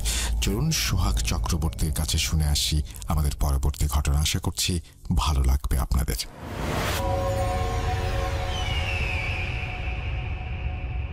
ভূত.কমের সকল শ্রোতা এবং রাসেল ভাই, আশা করছি আপনারা সবাই ভালো আছেন, ভালোর দলে আছেন। আমি সোহাগ চক্রবর্তী আবারও আপনাদের জন্য দারুণ একটি ঘটনা নিয়ে আজকে হাজির হয়েছি। আজকে যে ঘটনাটি আপনাদের সাথে আমি শেয়ার করব, ঘটনাটি খুবই অদ্ভুত টাইপের ঘটনা। এমন ঘটনা আপনারা এর আগে শুনেছেন কিনা আমার তো মনে হয় না। আমিও এর আগে এই ঘটনাটি বা এই ধরনের ঘটনাটি শুনিনি। তো ঘটনাটি আমি কালেক্ট করার পরে আপনাদের সাথে শেয়ার করার জন্য অনেক বেশি এক্সাইটেড ছিলাম। সো ঝটপট রেকর্ডিং করে ঘটনাটি পাঠিয়ে দিলাম। বিস্তারিত আপনারা শুনে দেখলেই বুঝতে পারবেন ঘটনাটি কেমন। ঘটনাটি লাশ কাটা ঘর, যিনি লাশ কাটেন তিনি এবং একজন স্বর্ণের ব্যবসায়ী এবং এর সাথে কানেক্টেড আরও 5 জন মানুষের, যারা সোনার গহনা ব্যবহার করেন। ঘটনাটি খুবই অদ্ভুত। তো চলুন শুরু করি আমাদের ঘটনাটি। আর ঘটনাটি যার সাথে প্রথম ঘটে, যিনি লাশ কাটেন, ওনার নাম কাশেম। উনি কোথায় কাজ করেন সেটি প্রকাশ করা যাবে না, সো আমি সেটি প্রকাশ করছি না। আমরা ঘটনাটি শুরু করি। বরাবরের মতো কাশেম ভাই লাশ কাটার ঘরে এসেছেন এবং উনি আজকে হঠাৎ লাশ কাটতে গিয়ে বেশ খুশি হয়েছেন। ওনার মুখের এক পাশে একটা কাটা দাগ আছে। ওনার খুশি হওয়ার কারণটি ওনার মুখের পাশের ওই কাটা দাগ। আপনারা মনে করছেন মুখের পাশে কাটা দাগ, উনি কেন খুশি হচ্ছেন? এর পিছনেও কারণ আছে। লাশ কাটা ঘরে আজকে যে ব্যক্তির লাশটি এসেছে তিনি একজন শীর্ষ সন্ত্রাসী। তিনি খুলনার খুব নামকরা একজন শীর্ষ সন্ত্রাসী ছিলেন 1990 সালের দিকে। আর এই ঘটনাটি 1993 সালের। লাশ প্রসেসিং করা শুরু হয়ে গিয়েছে, লাশের পোস্টমর্টম করা হবে। আর এই যে লাশটি প্রসেসিং উনি শুরু করেছেন বিকাল থেকে, লাশটি এসেছে সকালবেলায়। ওই সন্ত্রাসী ভোরবেলায় আততায়ীর হাতে মারা গিয়েছেন। সো সকালবেলাতে ওনার লাশটি লাশ কাটা ঘরে আনা হয় এবং এই কাশেম ভাই উনি ওই লাশটি কাটার দায়িত্ব পান। এখন আপনারা মনে করছেন যে উনি কেন খুশি হচ্ছেন? ওনার খুশি হওয়ার কারণ, এই ব্যক্তির সাথে জায়গা জমির কিছু ঘটনা নিয়ে ওনার সাথে দ্বন্দ্ব বাঁধে এবং ওই ব্যক্তি ওনার মুখে ছুরি দিয়ে আঘাত করেন এবং সেই আঘাতের ফলে ওনার মুখের এক পাশ দিয়ে অনেকটা জায়গা কেটে যায় এবং স্থায়ীভাবে সেখানে দাগ হয়ে যায়। উনি ওনার ডেড বডি পোস্টমর্টম করতে পারছেন সেটি ভেবেই উনি অনেক বেশি খুশি হয়ে গেছেন যে আমাকে তো তুমি এমন করেছিলে, এখন তোমার যে সমস্ত বডি আমি পোস্টমর্টম করে ফেলছি, এখন তো তোমার কোনো ক্ষমতা নেই, তুমি তো আমার সাথে আর পারবে না। এটি ভেবে উনি অনেক খুশি হয়ে গেছিলেন। তো সন্ধ্যার দিকে উনি পোস্টমর্টমের কাজ শুরু করেন এবং ওই কাটাকাটির সময়ে উনি একাই ছিলেন। ওনার সহযোগী যিনি থাকেন তিনি সকল জিনিস পরিষ্কার করে ওনার সামনে উপস্থাপন করে সে বাড়িতে চলে গেছে। তো উনি একাই কাটছিলেন। উনি প্রায় 23 বছর ধরে এই কাজটি করছেন। সে তো ওনার কোনো প্যারানর্মাল ঘটনা বা ভয় এই জাতীয় জিনিসগুলো ওনার এখন আর মনেই হয় না। তো উনি পোস্টমর্টম করতে গিয়ে একটি জিনিস দেখে অবাক হয়ে যান। উনি দেখেন ওই যে মৃত ব্যক্তি, ওই যে সন্ত্রাসী, ওনার মুখের মধ্যে কিছু একটা চকচক করছে। তখন উনি একটু উৎসাহিত হয়ে মুখের মধ্যে হাত দিয়ে ওই জিনিসটি টান দিয়ে বাইরে নিয়ে চলে আসেন। এসে দেখেন অনেকেই শখ থাকে বিভিন্ন রকমের। অনেকে ঘড়ি পরে, ব্রেসলেট পরে, সোনার চেইন পরে, আর ওই ব্যক্তির শখ হচ্ছে উনি সোনার দাঁত ব্যবহার করেছেন। ওনার কিছু দাঁত পড়ে গিয়েছিল, সেই জায়গাতে উনি সোনার দাঁত ব্যবহার করেছেন। তাও একটি নয়, 5টি সোনার দাঁত উনি ওনার মুখের মধ্যে পান। কি একটা অদ্ভুত ঘটনা বোঝেন। এই সোনার দাঁতগুলো পেয়ে উনি অনেক বেশি খুশি হয়ে যান যে এত সোনার দাঁত উনি পেয়েছেন, এইগুলোর দাম তো অনেক হবে। উনি তখন কি করেন, ওই দাঁতগুলো উনি চুপি চুপি নিজের কাছে রেখে দেন এবং লাশের কাটাকুটি মোটামুটি সবকিছু শেষ করে, পুলিশ আসলে, ডাক্তার, সবকিছু উনি ফর্মালিটিগুলো ফিল আপ করে দিয়ে চলে যান ওখান থেকে। কিন্তু ওই দাঁতের কথা কিন্তু উনি কাউকেই বলেন না। উনি ওই দাঁতগুলো ওনার বাড়িতে নিয়ে যান এবং ওনার বাড়িতে ওনার কোনো ছেলে মেয়ে ছিল না, ওনার ওয়াইফ এবং উনি দুইজন থাকতেন। ছোট্ট একটি ভাঙাচুরা ঘর, সেখানে ওনারা থাকতেন। তো উনি ওই দাঁতগুলো নিয়ে গিয়ে একটি জায়গায় লুকায় রাখেন যাতে ওনার ওয়াইফ বুঝতে না পারেন, এবং এই কাজটি করার জন্য উনি একটি পানির জগ ব্যবহার করেন। অনেকের বাসায় পরিত্যক্ত পানির জগ থাকে প্লাস্টিকের, ওর মধ্যে উনি একটি পলিথিনে মুড়ে রেখে দেন। যেহেতু পরিত্যক্ত জিনিস, ওনার ওয়াইফ ওটি খুলবেন না, উনি চাইছিলেন না যে এই তথ্যটিও ওনার ওয়াইফকে জানাতে। রাত্রেবেলায় দুইজনে ঘুমিয়ে আছেন, তখন ওনারা ঘরের মধ্যে খুটখাট খুটখাট শব্দ পাচ্ছেন। যেহেতু ওনাদের ঘর ভাঙাচুরা, ইঁদুর, বিড়াল অনেক কিছুই ওনাদের ঘরে আসে, সেহেতু এই নিয়ে ওনারা বেশি চিন্তিত হন না। কিন্তু আস্তে আস্তে এই শব্দটি অনেক বৃদ্ধি পেতে থাকে এবং এমন শব্দ হয় যে কোনো কিছু দিয়ে যদি কোনো ওয়ালে হোক বা কোনো কন্টেইনারে হোক খুব জোরে জোরে বাড়ি মারলে যেমন শব্দ হয়, ওই রকম শব্দ হওয়া শুরু হয়ে যায় এক পর্যায়ে। ওনারা কোনোভাবেই ঘুমাতে পারছিলেন না। তখন উনি উঠে লাইট দিয়ে ঘরের বিভিন্ন কর্নারে দেখতে থাকেন যে আসলে কোথায় শব্দটি হচ্ছে, কিন্তু উঠে উনি কিন্তু কিছুই খুঁজে পান না। এবং উনি যখন উঠেছেন তখন কিন্তু ঘরের মধ্যে আর কোনো শব্দ হচ্ছে না। উনি আবার গিয়ে বেডে শুয়ে পড়েন। এরপরে আবার আধা ঘন্টা 45 মিনিট পর থেকে আবার শব্দ হওয়া শুরু হয়ে যায়। এইবার ওনার স্ত্রী খুব রেগে মেগে গিয়ে, এই তুমি কি করছো, কি দেখতে বললাম, কিছুই দেখোনি, কি শব্দ হচ্ছে? উনি এবার লাইট নিয়ে বের হন। উনি লাইট নিয়ে খুঁজতে খুঁজতে খুঁজতে খুঁজতে বেডের নিচে ওই প্লাস্টিকের যে জগটি ছিল ওইটি আবিষ্কার করেন এবং উনি দেখেন যে ওই জগের মধ্যেই কিন্তু শব্দ হচ্ছে এবং জগটি এত জোরে নড়ছে যে খুব একটা অদ্ভুত অবস্থা। এইবার উনি তখন ওনার হাজবেন্ডকে ডাক দেন, এই দেখে যাও দেখে যাও দেখে যাও, এই জগের মধ্যে সম্ভবত কোনো ইঁদুর টিঁদুর ঢুকেছে, এর জন্যই মূলত শব্দ হচ্ছে, যাও তুমি এটা নিয়ে বাইরে ফেলে দিয়ে এসো। ওনার ওয়াইফ কিন্তু বুঝতে পারেন না যে ওর মধ্যে কি হচ্ছে। এইবার কিন্তু এই কাশেম ভাই একটু ভয় পেয়ে যায় যে এই জগের মধ্যে তো আমি ওই দাঁতগুলো রেখেছিলাম, এই দাঁতগুলো থেকে তো কোনোভাবেই শব্দ হওয়ার কথা না, আর এইটা প্লাস্টিকের জগ, মুখ ভালো করে লাগানো, এর কোনো ছিদ্র নাই, ইঁদুর কোথা থেকে ঢুকবে এর মধ্যে? উনি কি করেন, যেহেতু লোভ একটা বড় ব্যাপার, উনি ঘরের বাইরে এসে ওই দাঁতগুলো আবার ভালো করে গিট্টু দিয়ে ওনার কোমরে লুঙ্গির মধ্যে গুজে রাখেন এবং ওই জগ নিয়ে যে রুমে রেখে দিয়ে বলে, এই যে যাও, ইঁদুর ছিল ফেলে দিয়েছি, আর কোনো সমস্যা নেই, বলে উনি শুয়ে পড়েন। এইবার উনি যখন রাত্রে ঘুমান, ওনার সাথে আরো একটি অদ্ভুত ঘটনা ঘটে। উনি দেখেন খুব কালো, বোঝা যাচ্ছে না এমন একটা মূর্তি, সে এসে বলছে, এই আমার দাঁতগুলো দিয়ে যা, আমার দাঁতগুলো চুরি করে নিলি, তুই এতটাই নির্লজ্জ যে তুই আমার দাঁতগুলোও চুরি করে নিলি, আমার দাঁতগুলো ফেরত দিয়ে যা। এই ঘটনা উনি যখন স্বপ্নে দেখেন, উনি খুব লাভ দিয়ে ঠেলে ওঠেন। তারপরেও ওই যে লোভ একটা বড় ব্যাপার, উনি কিন্তু ওনার ওয়াইফের সাথে মোটেই কিছুই শেয়ার করেন না।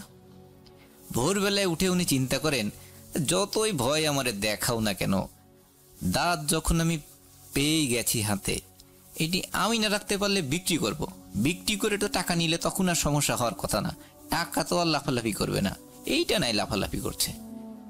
তো উনি ভোরবেলাতে উঠেই ওনাদের বাজারের পাশে একটি বড় সোনার দোকান ছিল, ওখানে গিয়ে ওই সোনার দোকানের যে মালিক ওনার সাথে অনেক যোগাযোগ করে তাড়াতাড়ি সকালে ওনাকে ডেকে নিয়ে এসে ওনার কাছে এই দাঁতগুলো দেখান। আর সোনার দোকানের যে মালিক ওনারাও তো কম চালু না, উনিও দেখে বুঝতে পেরেছে, এই তুই বল এই দাঁত তুই কোথায় পেলি? এই দাঁত তো তুই শখ করে বানানো না, তুই কি কোনো মার্ডার টাটার করে নিয়ে এসছিস? উনি কোনোভাবেই প্রকৃত কথা শেয়ার করতে চান না, কিন্তু ওই সোনার দোকানি চাপাচাপির কারণে ওনার কিন্তু শেয়ার করতেই হয় যে আসলে এই ব্যাপার, আমি ওর মুখের মধ্যে এইগুলো নিয়ে এসেছি। তা তোমাকে আমি বললাম, তার মানে এই না যে তুমি আমাকে দাম কম দিবা, সেই কম দাম নিয়ে আমি চলে যাব, আমাকে কিন্তু সঠিক দামই দিতে হবে। কিন্তু ওই সোনার দোকানে একটু বার্গেনিং করে, বার্গেনিংয়ের এক পর্যায়ে দুইজন একটু নরম হয়ে মোটামুটি একটা ভালো দামেই ওই দাঁতগুলো বিক্রি হয়। এরপরে এই যে কাশেম ভাই, ইনার সাথে কিন্তু তেমন একটা ঘটনা আর ঘটে না, বেশ কিছুদিন কোনো ঘটনা ঘটে না। হঠাৎ উনি একদিন রুমের মধ্যে শুয়ে আছেন, তখন দেখেন ওই সোনার দোকানি আরও 5 জন লোক ওনার বাড়ি এসে খুব চিৎকার চেঁচামেচি করছে, এই কাশেম বেরো বেরো বেরো, শীঘ্রই এসো, তোমার জন্য যত সব সমস্যা হ্যান ত্যান। তো কাশেম ভাই বাইরে আসে, আসলে বলে যে কি কি কি হয়েছে? তখন ওই লোকগুলো ওনাকে পাশের একটি ফাঁকা জায়গায় ডেকে নিয়ে গিয়ে সকল বিস্তারিত ঘটনা ওনার সাথে বলেন। ওনারা বলেন, প্রথম যে সোনার দোকানি উনি ওই দাঁতগুলো দিয়ে অলংকার তৈরি করে এই 5 ব্যক্তির কাছে বিক্রি করে। যখন অলংকার তৈরি করেন তখন এই সোনার দোকানি বিভিন্ন রকম স্বপ্নে দেখতে থাকেন, খারাপ স্বপ্নে দেখতে থাকেন, যে ওনার দোকানে আগুন লেগেছে, ওনার সোনার দোকানে ডাকাতি হয়েছে, বিভিন্ন রকম। তো এই জাতীয় স্বপ্ন হতেই পারে, এটি কোনো প্যারানরমাল ঘটনা না। কিন্তু একদিন উনি একটা কালো অবয়বকে স্বপ্নে দেখেন এবং সে বলে যে আমার দাঁতগুলো তুই ফিরিয়ে দে, এটা দিয়ে কোনোভাবেই কোনো অলংকার বানানো বা কোনো কাজে ব্যবহার করা যাবে না, আমার দাঁতগুলো যদি তুই ফিরিয়ে না দিস এই দাঁতের সমমূল্যের ক্ষতি কিন্তু তোর হবে। উনি জাস্ট এটিকে নিছক একটি ঘটনা মনে করেই উনি কিন্তু স্বর্ণালংকার বানিয়ে এই যে মানুষগুলোর কাছ থেকে অর্ডার নিয়েছিলেন ইনাদের দিয়ে দেয়। এইবার ঝামেলাটা বাঁধে এই যে 5 জন লোকের ক্ষেত্রে। একজন ওনার ওয়াইফের জন্যে গহনা বানিয়েছিলেন, একজন আংটি বানিয়েছিলেন, এইভাবে এই 5 জন কিন্তু বিভিন্ন স্বর্ণালংকার বানিয়েছে এবং ওই প্রতিটা জায়গায় ওই কিছু কিছু সোনা কিন্তু এখান থেকে ব্যবহার হয়ে গেছে। যাওয়ার পরবর্তীতে এই 5 জন ব্যক্তির মধ্যে 5 জনের সাথেই কোনো না কোনো বড় দুর্ঘটনা ঘটেছে। এই 5 জনেই কিন্তু এই একই রকম স্বপ্ন দেখেছে। তারা স্বপ্নে দেখেছেন যে আমার দাঁতগুলো তুই ফিরিয়ে দে, এই দাঁতগুলো দিয়ে বানানো স্বর্ণালংকার পড়লে তোদের শেষ হয়ে যাবে, তোদের বংশ নির্বংশ হয়ে যাবে, বিভিন্ন রকম স্বপ্ন কিন্তু তারা দেখেছে। তারা এই স্বপ্নগুলো দেখে ঘুম থেকে জেগে উঠে অনেক ভয় টয় পেলেও তারা বুঝতে পারছিলেন না যে এই ঘটনাটি কেন তাদের সাথে ঘটছে। এই হতে হতে একজন লোকের বাড়িতে অনেক বড় একটি গরু ছিল এবং সেই গরুটি অনেক ভালো টাইপের, অনেক বিদেশি ভালো গরু, এবং সেই গরু পরিচর্যার জন্য লোকজন থাকতো। সব কিছু থাকার পরেও সন্ধ্যার সময় সেই গরু ছটফট করে মারা যায় এবং মারা যাওয়ার পরে দেখা যায় ওই গরুর শরীরে রক্তই নাই, এমন একটা অ্যাটিটিউড হয়ে গেছে, চোখ টোক ফ্যাকাশে হয়ে গেছে, জিভ বাইরে বেরিয়ে এসেছে, এইভাবে মারা গেছে। আবার অন্য এক ব্যক্তির সাথে আর এক রকম ঘটনা ঘটে। ওই ব্যক্তির একটি মাছের ঘের আছে, উনি ওই মাছের ঘেরে খাবার দিতে গিয়ে ওনাকে কেউ ঠেলা মেরে ওই ঘেরের মধ্যে ফেলে দিয়েছে এবং ফেলে দেওয়ার পরে ওনার পা ধরে টেনে মাঝখানে নিয়ে যাওয়ার চেষ্টা করছিলেন। উনি বুঝতেই পারছিলেন না কে এভাবে টেনে ওনাকে নিয়ে যাচ্ছে, কারণ ঘেরের মধ্যে তো আর কুমির নেই যে কুমিরে টেনে নিয়ে যাবে। আর ওনার আরও কিছু প্রহরী থাকে যারা বিভিন্ন সময় আসে এবং ওখানে নিরাপত্তাগুলো দেখাশোনা করে। উনি তখন ওনাদের নাম ধরে চিৎকার করা শুরু করে। চিৎকার করতে করতে ওনার ভাগ্যক্রমে একজনকে পেয়ে যান এবং সে ওই লোককে টেনে উপরে তুলে দেখে যে তার পা ক্ষত বিক্ষত হয়ে গেছে, মনে হচ্ছে কিছুতে হাঁসড়ে কামড়ে ওনার পায়ের রক্ত ওই শরীরের রক্ত পা দিয়ে বের হয়ে যাচ্ছে এমন একটা অবস্থা। সাথে সাথে ওনাকে হাসপাতালে নিয়ে যাওয়া হয়, উনি কোনোভাবে ওনার জীবনটি সেভ করতে পারে। এইভাবে এই 5 জন ব্যক্তির সাথে ডিফারেন্ট আরও অনেকগুলো ঘটনা ঘটে।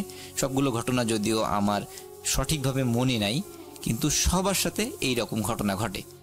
এই একই রকম ঘটনা যখন ঘটে তখন সবাই কিন্তু একে একে এই যে স্বর্ণ যেখান থেকে স্বর্ণালঙ্কার বানিয়েছেন এই লোকের এখানে আসেন, এবং সবাই আলটিমেটলি কয়েকদিন পর বুঝতে পারেন যে এই সোনার জিনিস বানানোর ফলেই কিন্তু এই সমস্যাটি হচ্ছে। তখন ইনাকে এসে ধরেন।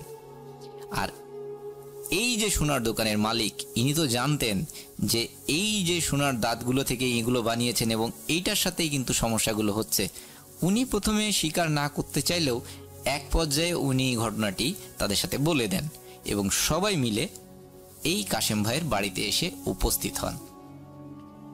সকল ঘটনা শুনে কাশেম ভাইও খুব ভীত অবস্থায় পড়েন, কারণ এই সোনার জিনিস উনি যখন বিক্রি করে এসেছেন তারপর থেকে তার ওয়াইফ মারাত্মক আকারে অসুস্থ এবং তার ওয়াইফের শরীর রক্তশূন্য হয়ে গেছে এমন একটা অবস্থা। তিনি কিন্তু অনেক শরীর স্বাস্থ্য ভালো এবং মোটা সোটা অনেক ভালো একটা ফিট মহিলা, কিন্তু তিনি এখন মারা যাচ্ছেন এমন একটা অবস্থা হয়ে গেছে। তো উনি তখন বলেন যে আমার ওয়াইফেরও এই অবস্থা। এক পর্যায়ে ওই স্বর্ণালঙ্কারগুলো উনি কালেক্ট করেন এবং কালেক্ট করে পুলিশের কাছে পৌঁছে দেন, এবং পুলিশ সেটি কি করে সেটি উনি আর জানেন না। এর 3 মাস পর ওনার ওয়াইফ কিন্তু মারা যান। আর ওয়াইফ মারা যাওয়ার পরবর্তীতে ওনার লাইফও অনেক অগোছালো হয়ে যায়। উনি আর এই লাশ কাটা বা এই যে টাইপের কাজগুলো আর উনি করেন না। উনি এখন ছোট একটি মুদির দোকান দিয়ে সেখানে ব্যবসা করেন এবং একা একাই থাকেন। তো এটি ছিল আমার ঘটনা রাসেল ভাই। কতটুকু আমি গুছিয়ে বলতে পেরেছি সেটি ঠিক আমি জানি না। যদি আপনার ভালো লেগে থাকে, পছন্দ হয়ে থাকে, তাহলে অবশ্যই শ্রোতাদের উদ্দেশ্যে ঘটনাটি শেয়ার করবেন। আর আপনারা যারা শুনছেন সবাই ভালো থাকবেন। ধন্যবাদ।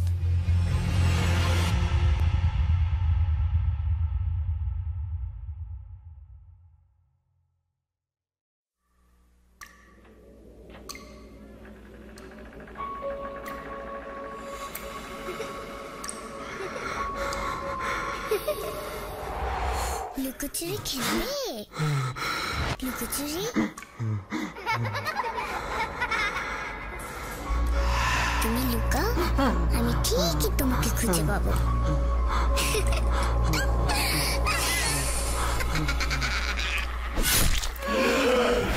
ভূত.com with রাসেল। Welcome back. আপনাদের সবাইকে স্বাগত জানাচ্ছি। আমি রাসেল। আশা করছি আপনারা সবাই ভালো আছেন, ভালোর দলে আছেন। আমিও ভালো আছি, ভালোর দলে আছি। এবং কোনো কথা না বাড়িয়ে চলুন আমরা সরাসরি চলে যাই আমাদের পরবর্তী ঘটনায়। আশা করছি আপনাদের ভালো লাগবে আমাদের আজকের এই ঘটনাটি। আসসালামু আলাইকুম রাসেল ভাই। আপনি অন্য 8-10 জনের মতোই হাড় মাংসে গড়া মানুষ। সবসময় যে ভালোর দলে থাকবেন তা কিন্তু নয়। তাই শুরুতেই জানতে চাচ্ছি কেমন আছেন। আমি শেফরাজ শেখ, বর্তমানে সৌদি প্রবাসী। দীর্ঘদিন ধরে ভূত FM এবং বর্তমানে ভূত.com এর সাথে আছি। শেফরাজ শেখ, আমি ভালো আছি, ভালোর দলে আছি। আর আপনাকে শুভেচ্ছা জানাচ্ছি। আপনার মাধ্যমে যারা সৌদি প্রবাসী, যারা মিডল ইস্টে থাকেন তাদের সবাইকে শুভেচ্ছা জানাচ্ছি। আপনারা সবাই অনেক কাছের মানুষ। আপনারাই আমাদেরকে এতটা দূর পৌঁছে দিয়েছেন। বাংলাদেশের পরে সবচাইতে বেশি আপনারাই আমাদের শুনে থাকেন। অসংখ্য ধন্যবাদ জানুন আমাদের পক্ষ থেকে। যাই হোক, তারপরে তিনি লিখছেন, আমার জানা অনেক ঘটনা আছে, তবে সময়ের অভাবে লেখা সম্ভব হচ্ছে না, গুছিয়ে লেখা হচ্ছে না। ঘটনায় আসা যাক। পড়ার মতো হলে পড়ে শোনালে খুশি হব। ঘটনাটি সৌদি আরবের দাম্মাম শহরের চিকু বাস স্ট্যান্ড নামক একটা জায়গার ঘটনা। যার কাছ থেকে শুনি তিনি একজন বাংলাদেশি প্রবাসী। তার নাম মোহাম্মদ আলী। তার প্রবাস জীবন প্রায় 25 থেকে 30 বছরের। তিনি যখন প্রথম সৌদিতে আসেন, এটা তারও আগের ঘটনা। তিনি যে কোম্পানিতে ছিলেন ওটা ছিল একটা নির্মাণ শিল্প। বিশেষ কোনো কারণে তার নাম বলছি না। এই কোম্পানিতে বাংলাদেশি, ইন্ডিয়ান, পাকিস্তানি, ভিয়েতনামি, মিশরি সহ অনেক দেশের লোকজন কাজ করত। জায়গাটার একটু বিবরণ দিয়ে দিই। তখনকার সময়ে দাম্মামের ওই জায়গাটা এত উন্নত ছিল না, তেমন তেমন একটা লোকজন থাকতো না সেখানে, কিছু বাড়িঘর ছিল, তাও জনমানব শূন্য। তো ওনাদের কোম্পানি সেখানে কিছু কাজ পায়, এই যেমন পাহাড় কেটে পরিষ্কার করে বহুতল ভবন নির্মাণ, কিন্তু কোনো মতেই কাজ শেষ করা সম্ভব হচ্ছিল না। ছোটখাটো সমস্যা লেগেই ছিল, ছোটখাটো অনেক ঘটনাই ঘটতে থাকলো। তার মধ্যে 2টা ঘটনা বলছি। ঘটনার দিন এক পাকিস্তানি প্রবাসী অসুস্থ থাকার কারণে কাজে না গিয়ে একাই সেখানে অবস্থান করে এবং ঘুমিয়ে পড়ে, এবং ঘুমিয়েছিলেন তিনি। কিন্তু তার সহকর্মীরা যখন রুমে আসে দেখে দরজার ভেতর থেকে বন্ধ করা, কোনো সাড়া শব্দ নেই। ওনারা ভাবতে থাকেন সে হয়তো অসুস্থ, তার কিছু হয়েছে। দরজা ভেঙে ফেলে তারা। দরজা খুলে তারা যা দেখে তা দেখার জন্য তারা মোটেই প্রস্তুত ছিল না। তারা দেখে সেখানে কেউ নেই। চারিদিকে খোঁজা শুরু হয় এবং একটা সময় তাকে অচেতন অবস্থায় একটা রাস্তার পাশে পাওয়া যায়। ওনাকে উদ্ধার করে যখন চেতনা ফিরিয়ে আনা হয়, তার সাথে কি হয়েছে জানতে চাইলে তিনি বলেন, আমি তো রুমেই শুয়েছিলাম, এখানে কিভাবে এসেছে আমার জানা নেই। আর তার পক্ষে যাওয়া সম্ভব নয়, কেননা দরজা ভেতর থেকেই বন্ধ ছিল। এরপর কিছুদিন সবাই খেয়াল করেন, সবাই থাকলেও তার মধ্যে থেকে একজন ভারতীয় নিখোঁজ। অনেক খোঁজার পরেও তাকে কোথাও খুঁজে পাওয়া যাচ্ছিল না, আর কখনো পাওয়াও যায়নি। প্রায় 3 মাস পর পার্শ্ববর্তী বিল্ডিংয়ের কাজের জন্য ছাদের দরজা খুলে ছাদে যায়। তখন তারা নিখোঁজ ভারতীয়র দেহ আবিষ্কার করে। সৌদি আরবের তাপমাত্রার কারণে দেহ শুকিয়ে শুটকির মতো হয়ে গিয়েছিল। পরবর্তীতে তারা মোবাইল ফোনের মাধ্যমে তাকে শনাক্ত করে। সৌদি পুলিশের অনেক চেষ্টার পর তার মৃত্যুর রহস্য জানা যায়নি। এই ছিল ঘটনা। পড়ার উপযোগী হলে পড়ে শোনাবেন। গুছিয়ে লিখতে না পারার জন্য দুঃখিত। সৌদি আরবের মক্কা নগরী থেকে আমি Sherfaraz Sheikh. Thank you so much আপনার ঘটনার জন্য। আশা করছি এই ঘটনাটি আপনাদেরও ভালো লেগেছে। যারা শুনলেন এতক্ষণ, আমরা চলে যাব আমাদের পরবর্তী ঘটনায়।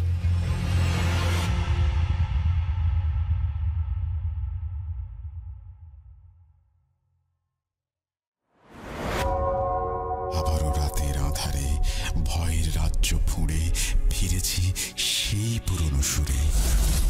বিশ্বাস করা বা না করা আপনার ব্যাপার, but the old music comes alive.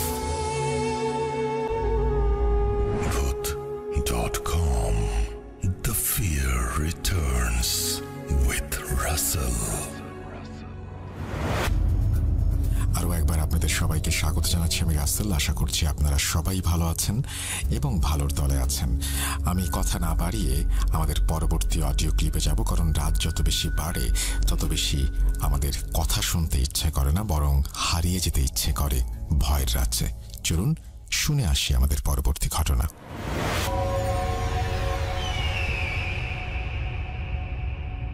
আসসালামু আলাইকুম রাসেল ভাই এবং Bhoot.com এর লিসেনার্স, আশা করি সকলেই ভালো আছেন। আমি আহনাব।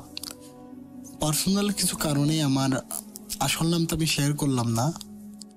তো আমার লাইফে 2টা খুব বড় ঘটনা ঘটে। তো ফার্স্টে আমার লাইফের নিজের সাথে ঘটনা, সেই ঘটনাটা আমি কয়েকদিন পরে পাঠাবো সময় করে। আমি এখনই সামনে আইল টেস্ট এর জন্য প্রস্তুতি নেওয়ার জন্য আমি সেরকম সময় পাই না, কিন্তু আমি প্রত্যেক দিন রাতে আমি ভূত FM বা Bhoot.com সেটা শুনি। সো সরাসরি কথা না বলে সরাসরি ঘটনায় চলে যাই। সো এই ঘটনাটি ঘটে আমার সাথে 1 বছর মতো আগে, 1 বছর কি 7-8 মাস হবে। তো আমার প্রথমে আমি নিজের সম্পর্কে একটু বর্ণনা দিই। আমি বা আমার ফ্রেন্ডরা সকলে খুব ব্লগ করতে ভালোবাসতাম, বা আমাদের খুব ইচ্ছা ছিল আমরা কন্টেন্ট ক্রিয়েট করবো। সো আপনার এই ভিডিওগুলো দেখে আমি ইন্সপায়ার হই এবং আমি মনে করি 100 প্লেসে যাব এবং ভিডিও করব, এখানে এক্সপ্লোর করব এবং ওইখানে মানে ভিডিও করার এরকম ইচ্ছা ছিল। তো সেই ইচ্ছা নিয়ে আমরা বিকালে আমাদের পাশেই একটা জায়গা ছিল, সকালে অনেকে সেরকম লোকজনের সেরকম ভিড় নেই, মানে লোকজনের ভিড় থাকলে রাতে কেউ সেই জায়গাতে যাইতে চায় না, কিন্তু আমরা বিকেলে যাইলাম। যাওয়ার পরে মনে করলাম এইখানে আমি লোকেশনটা বলতে ভুলে গেছি। লোকেশনটা হলো কুষ্টিয়া জেলায় খোকসা থানায় ফুলবাড়ি মঠ। ওটাই অনেক মানুষ ঘটনা শুনে জানে, যারা খোকসায় বা আছেন তারা অবশ্যই এটা জানেন। তো ওইখানে আমরা যখন যাই, তার বিল্ডিংটা ছিল 4 তলা, কিন্তু মাটিতে গারাজে গিরে যাওয়ার কারণে মানে মাটিতে বসে যাওয়ার কারণে 1 তলা উপরে অবশিষ্ট আছে। তো আমি এবং আমার টোটাল 4 জন ফ্রেন্ডলে যাই। 4 জন যাওয়ার পরে আমরা ওইখানে এক্সপ্লোর করি এবং ভিডিও টিডিও করি অনেক। এই ভিডিওটা আমি আমার ইউটিউব চ্যানেলে আপলোড দিব, ওইখান থেকে আপনি ক্লিপটা আপনাকে আমি পাঠিয়ে দিব, আপনি বুঝতে পারবেন ওইটার লোকেশনটা। সো ওইখানে যখন যাই তো আমরা চারদিকে একদম উপরে উঠে যত জায়গা আছে সব আমরা সুন্দর করে এক্সপ্লোর করি এবং ভিডিও টিডিও করার পরে কিন্তু একটা অবাক করা বিষয়, আমরা ভিতরে যখন যাই তো আমাদের খুব অস্বস্তি লাগছিল, ভিতরে গরম পড়ছে, গরমের সময়। তো আমাদের ভিতরে গেছি, মানে এসি কি ঠান্ডা, এসির থেকেও বেশি ঠান্ডা এবং একটা টাটকা দুর্গন্ধ, আর আমাদের প্রচুর কাশি আসতেছিল। তো আমরা বেশি সময় থাকিনি এবং আমরা মনে করছি রাতে যাব এখানে। তারপরে আমাদের আশেপাশে সব ভিডিও করা শেষ। তারপরে আমি আর একটু উপরে একটা মন্দির জাতীয় ছিল, মানে বা উপরে একটা মিনার জাতীয় এরকম একটা কিছু ছিল, উপরে যাই। তো উপরে যাওয়ার পর আমি ছোট্ট একটা দেখি কলস, মানে কাঁসা বা পিতলে কলস আছে না, ওইখানে উপরে কেউ ওঠেনি, মেবি উঠলেও আমি সেরকম কেউ খেয়াল করিনি হয়তো, বা দেখি একটা ইট আছে, ইটটা থাবা দেওয়ার পরে মানে ইটটা সরানোর পরে দেখলাম ইট সরানো যায়, আমি সরানো দেখলাম একটা ভিতরে সুন্দর একটা গর্ত মতো, মানে হেবি সুন্দর করে যায়। তো এখানে একটা কাঁসার পাতিল, তো কাঁসার পাতিল আমি নিলাম, হাতে করে রাখলাম, যে বেশি একটা বড় না, মানে একটা মগের থেকেও ওই রকম জাতীয় একটা, যা পানি খাওয়ার জন্য মেবি ব্যবহার করা হতো। তো ওইগুলো আমি নিই এবং আমি আমার ফ্রেন্ডের কাছে বলি, আমার ফ্রেন্ডের আমার কাছে ব্যাগ ছিল, ব্যাগে ভরি এবং মনে করি যে এই জিনিসটা থাকলো, এই জিনিসটা পারলাম, আমি এটা নিয়ে একটু গবেষণা করবো যে এই জিনিসটা কি আছে, বা আমরা অনেক হাজার বছরের জিনিস। তো আমরা তখন আমরা আমার ফ্রেন্ডের সাথে সন্ধ্যা হয়ে যায়, আর বলি আমাদের স্মোক করার অভ্যাস ছিল আমার ফ্রেন্ডদের সকলেরই, আমরা এখানে স্মোক টিসব করে সন্ধ্যা লাগার পরে, মানে মাগরিব আজান দেওয়ার পরেও আধা ঘন্টা পর আমরা বাড়িতে আসি। সো আমাদের ফ্রেন্ড বাড়িতে আসার সময় সেরকম কোনো সমস্যা হয়নি, আর সমস্যা হলে আমি সেরকম নজরে দিই। তো আমার ফ্রেন্ডরা সবাই বাসায় চলে যায়। সো আমি বাড়িতে এসে আমার ফ্রেন্ড আমাকে প্রেশার করে, কালকে আমরা ভিডিও আপলোড দিব, এই ভিডিওতে তো এডিট কর। মন কথা আমি এডিট সব নিজেই করতাম। তো রাতে আমি এডিট করতে বসে যাই, এডিট শেষ করে প্লাস 80% কমপ্লিট। তখন আমার খুব ঘুম পাচ্ছিল, ঘুম পড়ার পর আমি ঘুমায় যাই, আমি শুয়ে পড়ি। আমি প্রচুর চাইছিলাম ঘুমার গেলে, তাৎপর্য বিষয় হলো আমি একটা স্বপ্ন দেখি। স্বপ্নটা এরকম ছিল যে কেউ একজন কালো অবয়ব, চেহারা প্রচন্ড কালো, মুখটা দেখা যাচ্ছিল শুধু চোখ আগুনের মতো জল জল করতেছে, আমাকে প্রচন্ড মারতেছে, মানে আমার পিঠে আসছে কিছু দিয়ে, আর পিঠি থেকে মানে পিঠের মনে হচ্ছিল আসুর যে কিছু মাংস টাংস তুলে ফেলতেছে, এবার আমাকে বলতেছে আমার জিনিস আমার ফেরত দে, মানে সেই গর্জন করে। তো আমি সেরকম মনে করছি হয়তো বা ওইখানে হয়তো ঘোরা হয়েছে, তা আমরা এরকম অনেক হয় যে আমরা দৈনন্দিন যে কাজ করি সে অনুযায়ী আমরা স্বপ্ন দেখি। তো আমি মনে করছি ওই রিলেটেড কোনো কিছু হয়েছে। তো আমি এই কিছু আমল নেই, সকালবেলা ঘুম থেকে উঠছি 10টার সময়, তারপরে 10টার সময় উঠে আমি ভিডিওটি এডিট শেষ করে বিকালে ইউটিউবে আপলোড দেওয়ার জন্য, মানে আপলোড দিয়ে প্রিমিয়ার করে রেখে দিয়েছি। তো তারপরে সেদিন আর সমস্যা হয়নি, তারপরের দিনও আমি সেম স্বপ্ন দেখছি, আমি আর তখন এমন নিই। মানে সে অবাক করা বিষয় হলো আমি যে স্বপ্ন দেখছি, আমার ফ্রেন্ডরা যেগুলো ছিল সবাই একই স্বপ্ন দেখছে, কিন্তু প্রথম 2 দিন কিছু না হলে পরের দিন আমি ঘুম থেকে উঠে দেখি আমার পিঠের রক্ত বিছানায়। আমি ভাবতে পারিনি সেই স্বপ্ন দেখছি, তারপরে দেখি পিঠে খাট গর্ত হয়ে গেছে। আমি আর সেরকম কিছু বলি না, সেই গর্ত চিহ্নটা আমার ছবি তুলে পাঠাবো আপনাকে। তো তারপর ঘুম থেকে উঠলাম, ওই পাশের কোলটা আমার টেবিলের উপর রাখা ছিল। তারপর দিন আমাদের বাড়িতে একটা অনুষ্ঠান করি, মানে একটি আমার ফ্রেন্ডরা মিলে একটা পিকনিক জাতীয়। সো খাওয়া দাওয়া করে আমার ফ্রেন্ডের মানে 3 জন, একজনের বাড়ির পাশে ছিল। তো রাত প্রায় 2টা বেজে যায়, আমি তো আগাইতে যাওয়ার পরেই শুনি যে পিছন থেকে আমাদের কেউ ডাকতেছে। আমি তো অবাক, আমি বুঝতে পারছি না কি হচ্ছে, ডাকতেছে।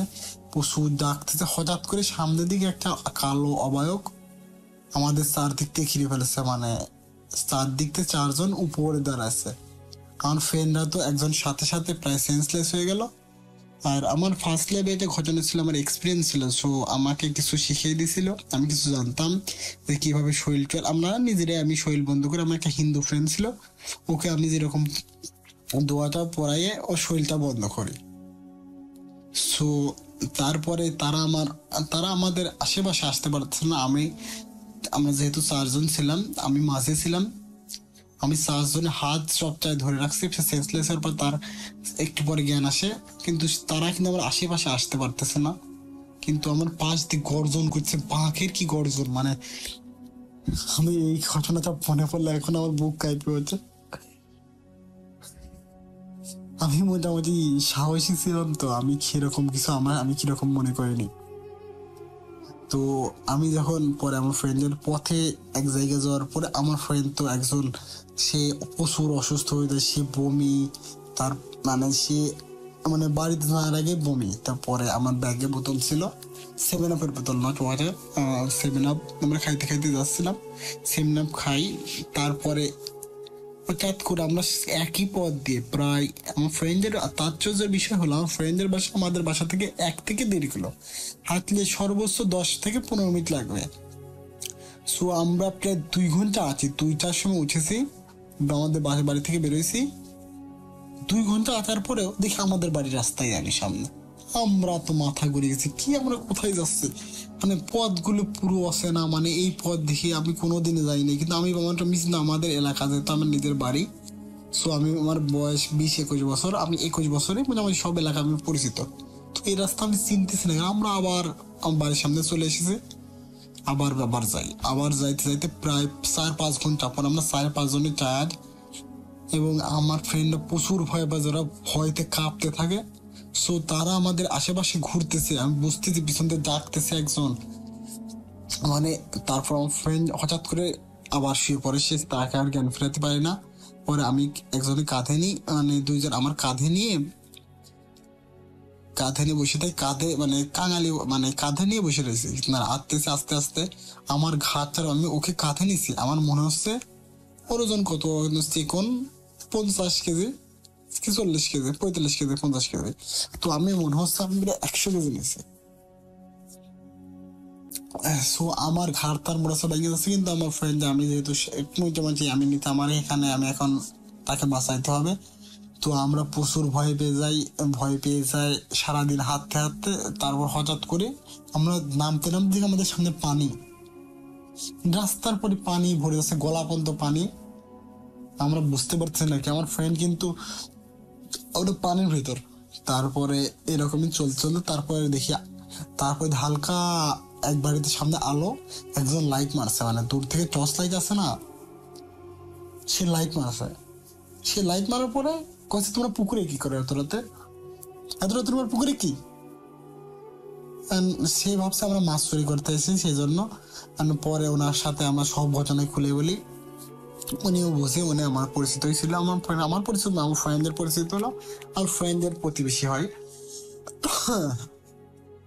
সো উনি আমাদের উদ্ধার করে আমি সব বলার পরে উনি একজন ইমাম সাহেবের কাছে নিয়ে যায়। ইমাম সাহেবের কাছে নেওয়ার পরে ইমাম সাহেব বলে, তোমরা কি করছো যে তোমাদের পাশে এত একটা খারাপ জিন তোমাদের পাশে ঘুরতেছে? আমরা বলি আমরা তো কিছু করিনি, তোমার বলতে। আমি শুনি হঠাৎ করে বলে, তোমার কাছে কি আছে? বলছে আমার কাছে কিছু নাই। কয়দিন আগে তুমি কোথা থেকে কি চুরি করে নিয়ে আইছো?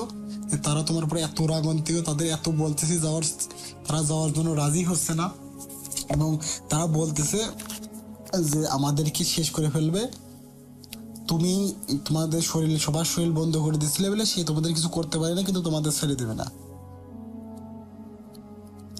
তো এরকম করে পরে হুজুরের সাথে বলি, পরে আমি বুঝতে পারবো না, আমি ওই জিনিসটার কথা মাথায় ছিল না আমার, যে ওই জিনিসটা আমি নিয়েছি।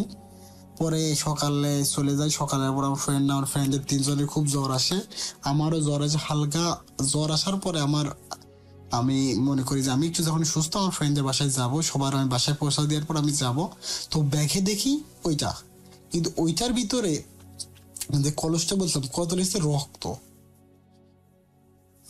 কোথা থেকে এলো? এখন দেখি আমার পিঠে দাগ, মানে আমার পিঠে যেখানে বললাম না কেটে গেছে, সেখানে আরো গর্ত হয়ে গেছে এবং প্রচুর ব্যথা হয়ে গেছে। সো তারপরে সেদিনটা যায়, মানে সেদিন বিকালে আমি যখন মাথায় আসি সেটা আমি কলসিতে হুজুরের কাছে দিয়ে আসি। হুজুর বলছে, হুজুর আমাদের তখনই বললো যে যেইখান থেকে নিয়ে এসেছো সেইখানেই থো আসবা, এবং যেই টাইমে এসেছো আমার টাইম তো মনে নেই। পরে হুজুর জিন হাজির করে এবং বলে ওইটা তুমি যেই জায়গা থেকে নিয়ে এসেছো সেই জায়গায় রেখে তো আসবা, এবং আমাদেরকে মানে ওদের খুশি করার জন্য, মানে যে জিনরা নিয়েছে আমাদের পিছনে এতক্ষণ আমাদের জ্বালাতন করেছে, তো অবশ্য ভুলটা আমাদেরই ছিল। তো আমরা ওইখানে রাখি এবং তাদের বলি যে এইখানে 5টা মুরগি জবাই করে একটা ব্যাগে রেখে উপরে ঝোলাই তো আসতে, মানে বিকাল 4:45 টাইম কেন বলেছিলাম আমি জানি না। আর কিসের জন্য ওই কলসটা নেওয়ার পর আমাদের উপর এত খেপেছিল তাও জানি না। তো পরের দিন আমার ফ্রেন্ডদের প্রচুর জ্বর কমে না, 7 দিনের মাথায় ফ্রেন্ডদের একজনের সবাই আস্তে আস্তে সুস্থ হয়। তো এই ছিল ঘটনা। তো আমি এখনো জানি না কিসের জন্য ওই কলসটার জন্য আমাদের এত পরিমাণে হ্যারাসমেন্ট করেছে। মানে আমি নিজে মুখে বললাম তেমন হয় আমি সঠিকভাবে বোঝাইতে পারিনি। তো রাসেল ভাই, এই ঘটনাটা যদি আপনি চান আমি বলতে পারি না, আমি ব্যস্ত থাকার কারণে আমার এত সময় নেই। তো আপনি চাইলে এই ঘটনাটা আপনার ভাষা আপনি বলতে পারেন। সো আমি ম্যাপের বর্ণনা এবং ওই ভিডিওটা ছিল, ওই ভিডিওটা আপনার কাছে পাঠিয়ে দিচ্ছি। পরের ঘটনাটা পর যে কি হয়েছে সেটা আর আমি বলতে চাই না, মানে বলতে চাই না বলতে, পরে যে ভিডিওটা আমি আপনার কাছে ওইটাও পাঠিয়ে দেবো, আপনি দেখতে বুঝতে পারবেন ওই এলাকাটা কিরকম। আমি একটা আঙ্কেল ছিল, ওই আঙ্কেলের কাছে জিজ্ঞেস করার পর উনি আমাকে সব খুলে বলে যে এখানে কি ছিল, অনেক সোনাদানা আছে। আমরা সেরকম জানতাম না আগে। তো আমাদের এটাই ভুল ছিল যে, কিন্তু আমাদেরকে পিঠে যে গর্ত হয়ে যায় চিহ্নটা এখনো আছে। আর আমার জীবনের মানে আমার লাইফের সাথে ঘটনা আমি অবশ্যই ফিরে আপনাকে শোনাবো। ধন্যবাদ রাসেল ভাইয়া।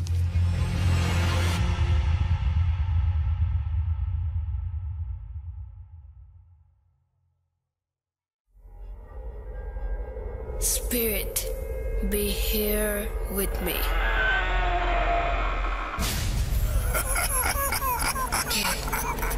কে তুমি? Bhoot.com. The fear returns with Russell.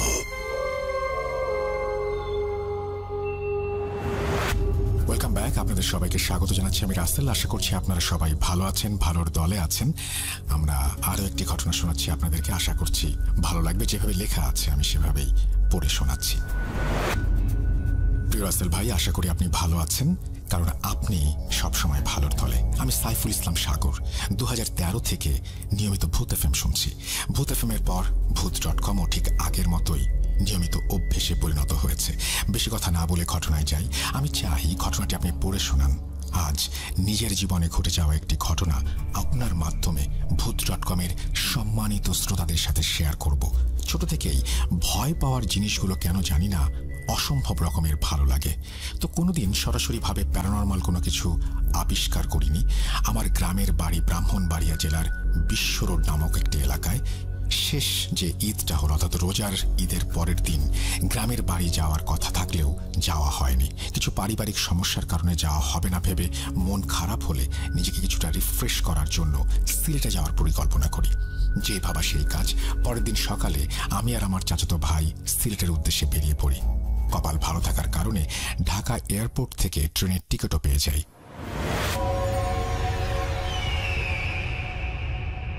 সকালে বের হয়ে যাওয়ার কারণে আমরা একজনও নাস্তা করিনি।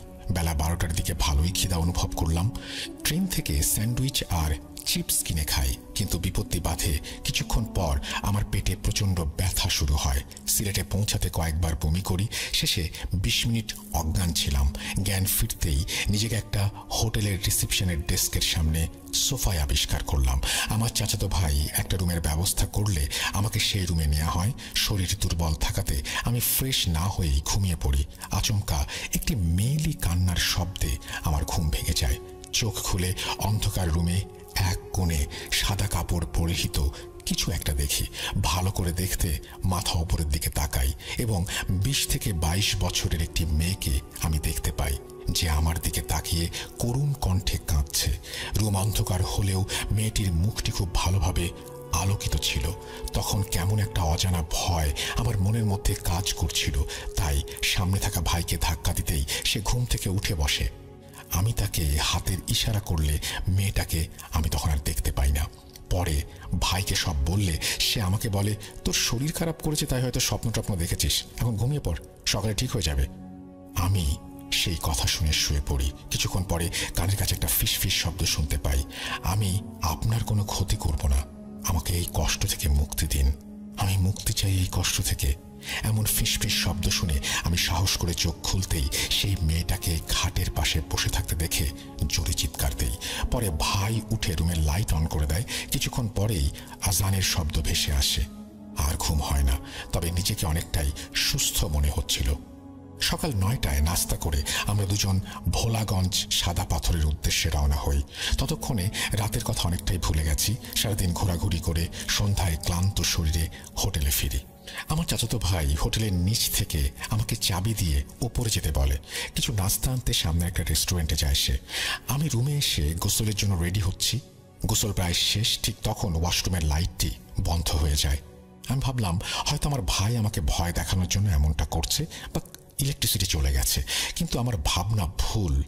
সেটা বুঝতে বেশি দেরি হলো না, কারণ আমি গোসল শেষ করে ড্রেস চেঞ্জ করব, ঠিক সেই সময় আবার গত রাতের মতো সেই কান্নার শব্দ শুনতে পাই। কি করা উচিত কিছুই বুঝতে না পেরে ওয়াশরুমের দরজা খুলতেই কান্না বন্ধ হয়ে যায়। রুমের লাইট অন আছে, কিন্তু ওয়াশরুমের লাইট বন্ধ করলো কে? এসব ভাবতে ভাবতেই ভাইকে ফোন করলাম। সে জানালো আসতে 10 মিনিট লাগবে। তাই শার্ট পরে হোটেলের রিসেপশনে চলে গেলাম। সেখানে পাঞ্জাবি পড়ুয়া 45 বছর হবে এমন এক ভদ্রলোককে দেখলাম। কথা বলে জানতে পারলাম উনি হোটেলের ম্যানেজারের অ্যাসিস্ট্যান্ট। কিছুক্ষণ কথা বলে ওনাকে 10টার দিকে রুমে আসতে বলি। এর মধ্যে ভাই চলে আসলে ভাইকে নিয়ে রুমে চলে আসলাম। ভাইয়ের কাছে ওয়াশরুমের কথা কিছু বলি নাই। হালকা নাস্তা করে 8টার দিকে দুজন বাইরে হাঁটতে বের হলাম। 9:45-এ আমি একা রুমে চলে আসি। ভাই কিছু একটা জিনিস আনার জন্য একটু দূরে গিয়েছিল। রুমে এসেই রিসেপশনে ফোন করে ভদ্রলোককে আসতে বলি। 5 মিনিটের মধ্যে চলে আসেন তিনি। পরে ওনাকে রাতের ঘটনা সম্পর্কে বিস্তারিত জানানোর পরে উনি কিছুক্ষণ চুপ থেকে বলতে শুরু করেন, আমার কথাগুলো দয়া করে কাউকে বলবেন না, তাহলে আমার চাকরিটা চলে যাবে। প্রায় 3 বছর আগে প্রতিদিনের মতোই সকাল 10টায় আমি হোটেলে আসি। কিছুক্ষণ পরে একটা ছেলে এবং মেয়ে আসে থাকার জন্য রুম খুঁজতে। কথা বলে জানতে পারি তাদের বাড়ি কুমিল্লা জেলার কোনো একটা এলাকায়। নতুন বিয়ে করেছে, তাই ঘুরতে এসেছে। আমি ওদের আইডি কার্ডের কপি রেখে 15 নম্বর রুম, মানে একটি রুম দেখালে সেটি তারা পছন্দ করে এবং 5 দিনের জন্য বুক করে ফেলে। সব ঠিকই ছিল। তৃতীয় দিন সকালে ছেলেটা বেরিয়ে যায়, পরে আর আসে না। ওই রুম থেকে সারাদিন কোনো সারা শব্দ না পেয়ে ব্যাপারটা সহজভাবে নেই, কিন্তু পরের দিনও ছেলেটা যখন আসে না আর মেয়েটারও কোনো সারা শব্দ পাই না, তখন আমাদের সন্দেহ হয়। প্রতিটা রুমের একটা করে চাবি আমাদের কাছে থাকে। পরে ম্যানেজার, আমি ও আমাদের রুম বয় মিলে ওই রুমের লক খুলে রুমে যেতেই সবাই থমকে যাই। মেয়েটার হাত পায়ের সমস্ত শিরা উপশিরা কাটা এবং আমরা দেখে খুব ভয় পেয়ে যাই। ম্যানেজার সাহেব মালিককে ফোন দিলে সে বলে বিষয়টি ম্যানেজ করতে যেন জানাজানি না হয়ে যায়, তাহলে হোটেলের বদনাম হবে। আমি ম্যানেজার ও রুম বয় ছাড়া বিষয়টি সম্পর্কে আর কেউ জানে না, এটা জানালে আমাদের সমস্যা হবে, এই কথা বলে ফোন রেখে দেই।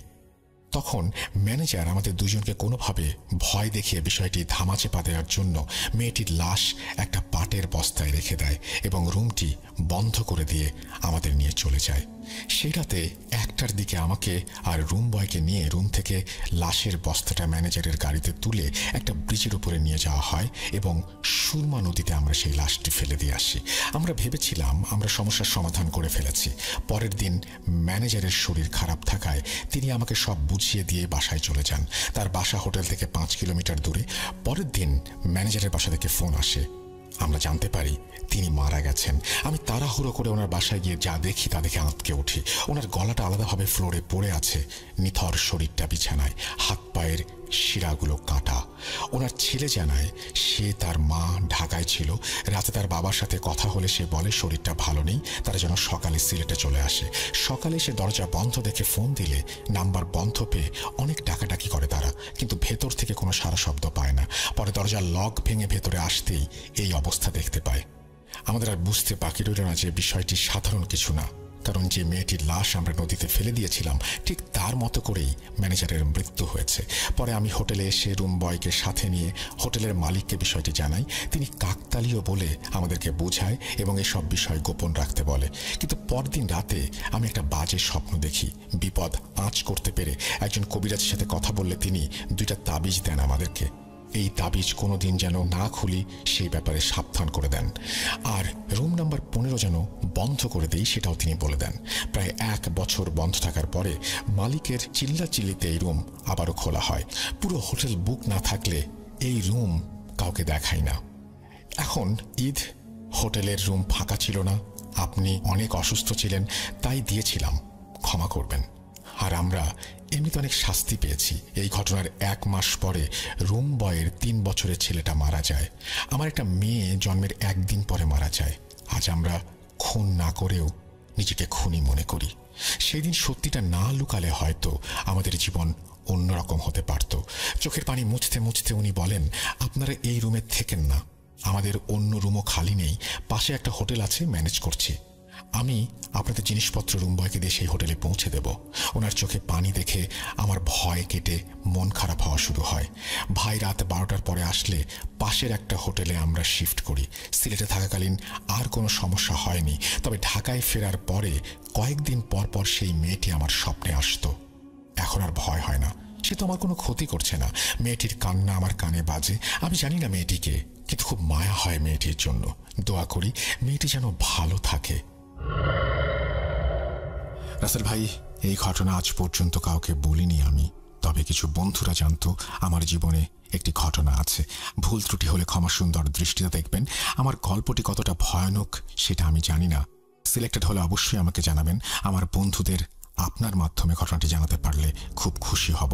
ভালো থাকবেন। এই বলে তিনি তার ঘটনা শেষ করেছেন। আশা করছি এই ঘটনাটি আপনাদেরও ভালো লেগেছে। খুবই অদ্ভুত একটা ঘটনা। আমার শুধু একটা প্রশ্ন রয়েছে এইখানে, আর সেটি হচ্ছে, যদি এই ঘটনা ঘটেই থাকে এবং হোটেলের যিনি ওনার তার নির্দেশে যদি সবকিছু ঘটে থাকে, এত কিছু সবার সাথে হলো, সেই হোটেলের ওনার সমস্ত কিছুর দায়িত্বে ছিলেন এবং যা কিছু ঘটেছে তার নির্দেশেই হয়েছে। সুতরাং তারা যদি অপরাধী হয় তাহলে সেই হোটেলের যে ওনার তিনি তার চাইতে বড় অপরাধী। তার সাথে কোনো কিছু হলো না কেন? এটা আমি যিনি ঘটনা পাঠিয়েছেন তার কাছেও জানতে চাই, যারা শুনলেন তাদের কাছেও জানতে চাই। আশা করছি আপনারা আমাদের সঙ্গেই থাকবেন। আমরা চলে যাব আমাদের পরবর্তী ঘটনায়।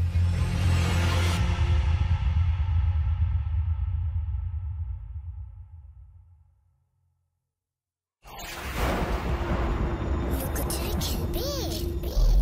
লুকোচুরি?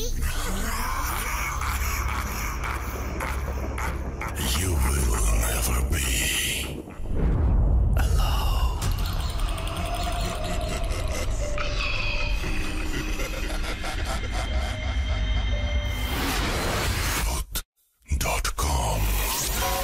The fear returns with Russell.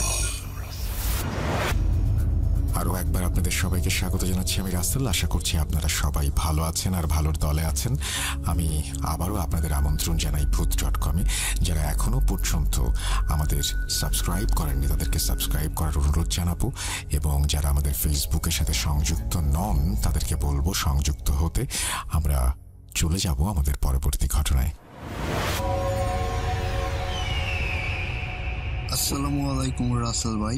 আমি জানি আপনি সবসময় ভালো থাকেন এবং ভালো দলেই থাকেন।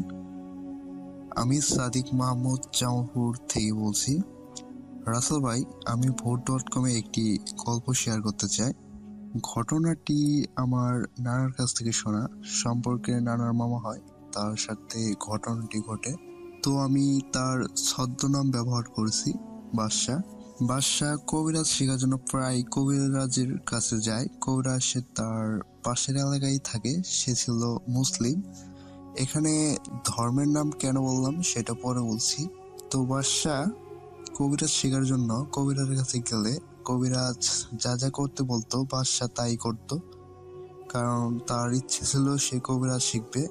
তো সে কবিরাজের কথা অনুযায়ী সব কাজ করত। তো বাদশাদের এলাকায় আরেকটা হিন্দু কবিরাজ ছিল। সে অন্যান্য কবিরাজ থেকে আলাদা এবং সে অনেক কিছু জানতো, অন্যান্য কবিরাজ থেকে অনেক বড় আর কি। তো সে একদিন হঠাৎ মারা যায়। তো মারা যাওয়ার আগে সে বলে রাখে, যেহেতু সে ছিল হিন্দু সম্প্রদায়, তো সে বলে রাখে যে তাকে বসিয়ে মাটি চাপা দিতে। তো আপনারা হয়তো জানেন, হিন্দু সম্প্রদায়ে কেউ যদি মৃত্যুবরণ করে তাহলে তাকে আগুনে পোড়ানো হয়। তো তার ক্ষেত্রে সে মৃত্যুর আগে বলে গেছিল যে তাকে মাটিতে বসিয়ে মাটি চাপা দিতে। তো তার কথা অনুযায়ী তাকে মাটি চাপা দেওয়া হয় বসিয়ে। মুসলিম কবিরাজটি পরিকল্পনা করে তার মাথা দিয়ে কিছু একটা করবে। তো সে ভাবে সে ওই কাজটি ওই বাদশার দ্বারা করে নিবে। তো সে ভাবলো যে কাজটি আমি বাদশাকে দিয়ে করে নিই, তাহলে আমার অনেক সুবিধা হবে। তো সে বাদশাকে ডেকে এনে বলে যে, বাদশা, তোমাকে একটা কাজ করতে হবে, এই কাজটি যদি তুমি করো তাহলে তুমি সম্পূর্ণরূপে কবিরাজ শিখতে পারবা। তো বাদশা বলে, হ্যাঁ বলেন, কি কাজ করবো আমি, সমস্যা নেই। তখন সেই মুসলিম কবিরাজটি বলে যে, তোমাদের এলাকায় যে হিন্দু কবিরাজটি ছিল সে মারা গেছে জানো তুমি, আর তাকে যেখানে পুঁতে রাখা হয়েছে তোমাকে সেখানে যেতে হবে। সেখানে গিয়ে যেখানে তাকে পুঁতে রাখা হয়েছে সেখান থেকে মাটি সরিয়ে তোমাকে এক কোপে মাথাটা কেটে আনতে হবে। বাদশাহ কিছুটা ভয় পেলেও সে রাজি হয়ে যায়। সে বলে, আচ্ছা ঠিক আছে, আমি যাব। তখন মুসলিম কবিরাজটি বলে, তুমি একা যাবে না, আমিও যাব তোমার সাথে। তুমি সেখানে যে মাথাটি কেটে আনবে, আমি তোমার থেকে কিছুটা দূরে আমি দাঁড়িয়ে থাকবো। তখন বাদশা হবে, আচ্ছা ঠিক আছে। তো তারা পরের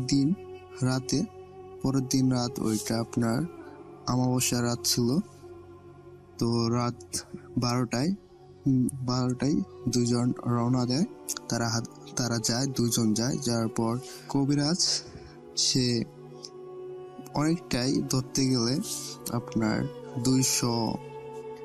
200 পাও এরকম দূরত্ব বজায় রেখে মানে সে দাঁড়িয়ে পড়ে, আর বাদশাকে বললে তুমি যাও। তো তারপর বাদশা ধীরে ধীরে এগিয়ে যায়। সে কিছুটা ভয় পায়, কারণ সেখানে আসলে কোনো মানুষ চলাফেরা করতো না, একদম নিশ্চুপ আস্থা। তো সে কিছুটা ভয় পেলেও সে মনের ভিতর একটা সাহস নিয়ে এগিয়ে যায়।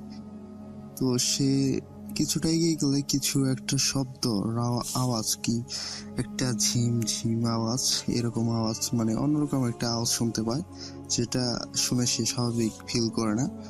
তো সে আস্তে আস্তে যেখানে হিন্দু কবিরাজটিকে পুঁতে রাখা হয়েছে সেখানে আস্তে আস্তে সে যায়। এই মাটিগুলো সরিয়ে তার মাথাটা বের করার পর সে দেখে যে ওই হিন্দু কবিরাজটি তার দিকে একভাবে তাকিয়ে আছে, মানে চোখ খুলে তাকিয়ে আছে। সে ভয় পেয়ে যায় কিছুটা। তারপর সে বাগিটি হাতে নিয়ে, যখনই বাগিটা নিয়ে ওই হিন্দু কবিরাজটির গলায় আঘাত করলো, সঙ্গে সঙ্গে বিকট আওয়াজ করে হাসতে শুরু করলো। ভয় পেয়ে সে আবার কূপ দিতে থাকলো। সে 3-4টা কূপ দিছে, তারপরও কাটে না, আস্তে আস্তে হাসতেই আছে, আর মুখটা মনে হয় বড় হচ্ছে এরকম। তো সে অনেক ভয় পেয়ে যখন মুসলিম কবিরাজটিকে ডাকলো, তখন থেকে সে নেই, মানে সে ওখান থেকে চলে গেছে। সে আরো ভয় পেয়ে যায়। সে এক দৌড়ে তার বড় ভাইয়ের বাড়ির ঘরের সামনে ডাকতে, মানে চিৎকার করতে করতে ওই ঘরের সামনে পড়ে যায়। তো এই অবস্থায় সবাই বের হয়ে আসে। তারপর সে সব ঘটনা খুলে বলার পর কিছুক্ষণ পরেই সে মৃত্যুবরণ করে। রাসেল ভাই, এই ছিল ঘটনা। এটি একটি সত্য ঘটনা, ভালো লাগলে পরে শোনাবেন। রাসেল ভাই, আমার কাছে আরো ঘটনা রয়েছে। ভালো থাকবেন। আসসালামু আলাইকুম।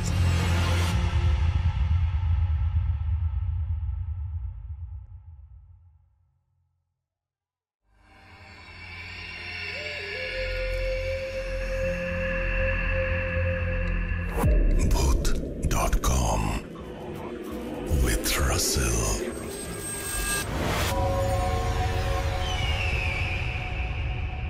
আসসালামু আলাইকুম রাসেল ভাই, আশা করি ভালো আছেন। আমি মামুন, রাঙামাটি থেকে। আসলে আমি বাংলাদেশ পুলিশের একজন সদস্য। আজকে রাসেল ভাই আপনার সাথে একটা ঘটনা শেয়ার করব, যেটা ঘটে গেছে আমার এক সহকর্মীর সাথে। আমরা পুলিশে চাকরি করি হিসেবে রাতে ডিউটি করতে হয় বিভিন্ন জায়গায়। তো আমার ওই সহকর্মীর সাথে রাতে ডিউটিকালীন সময়ে একটা ঘটনা ঘটছে। সেই ঘটনাটা আজকে আমি আপনাদের সাথে শেয়ার করব। যেহেতু পুলিশে চাকরি করি, ছুটি নিয়ে স্টুডিওতে আসা সম্ভব না, সেজন্য আমি চাইবো ঘটনাটি যদি সিলেক্ট হয় শ্রোতাদেরকে শোনাবেন। শুরুতে রাসেল ভাই আরেকটা কথা বলি, ভূত এফএমের শুরু থেকেই আমি ভূত এফএমের সাথে আছি, কখনো ঘটনা শেয়ার করা হয়নি। আজকে একটি ঘটনা শেয়ার করব। তো আমার সেই সহকর্মী আমার সাথে ঘটনাটি যেভাবে শেয়ার করছিল, আমি ঠিক সেভাবেই শেয়ার করছি।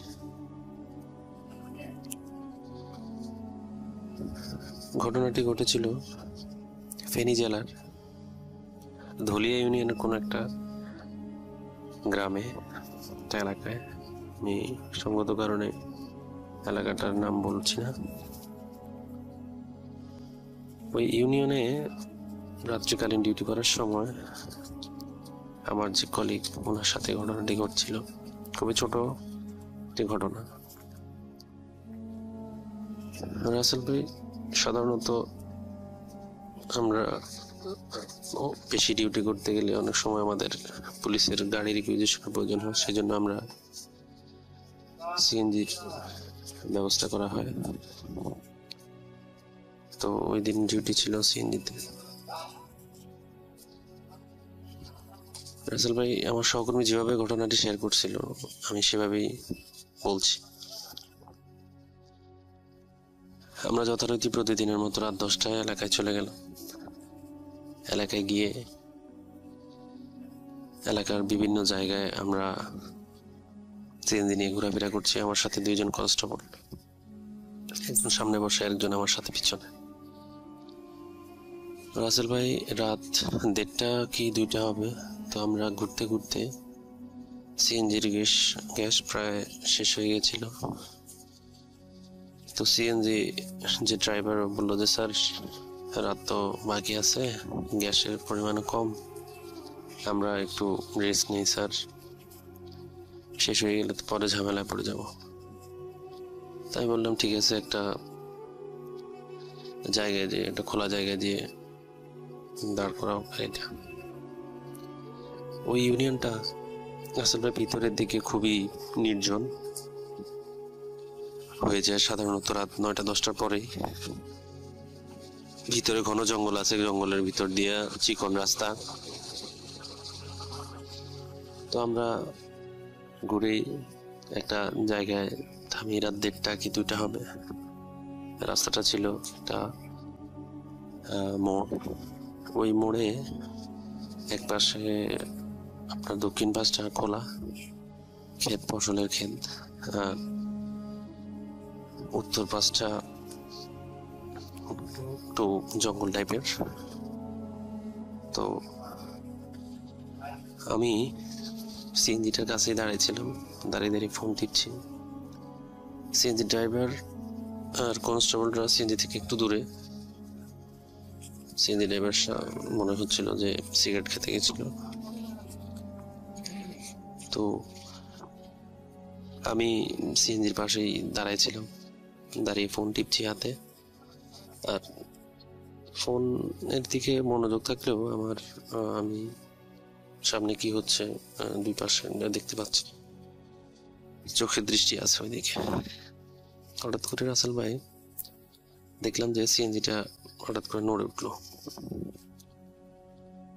তো আমি একটু দেখলাম যে কি হলো, তো করে তাকালাম, দেখলাম যে ড্রাইভার আমার পিছন দাঁড়িয়ে আছে। তো রাসেল ভাই, আমার কাছে একটু খটকা লাগলো। ড্রাইভারকে দেখলাম একটু আগে একটু দূরে গেল, হঠাৎ করে সে আমার পিছনে চলে আসলো। তো বিষয়টা আমি অতটা পাত্তা দিইনি তখন। যাক, শেষ তার মধ্যে দাঁড়ায় আছে, আমি ফোন টিপছিলাম।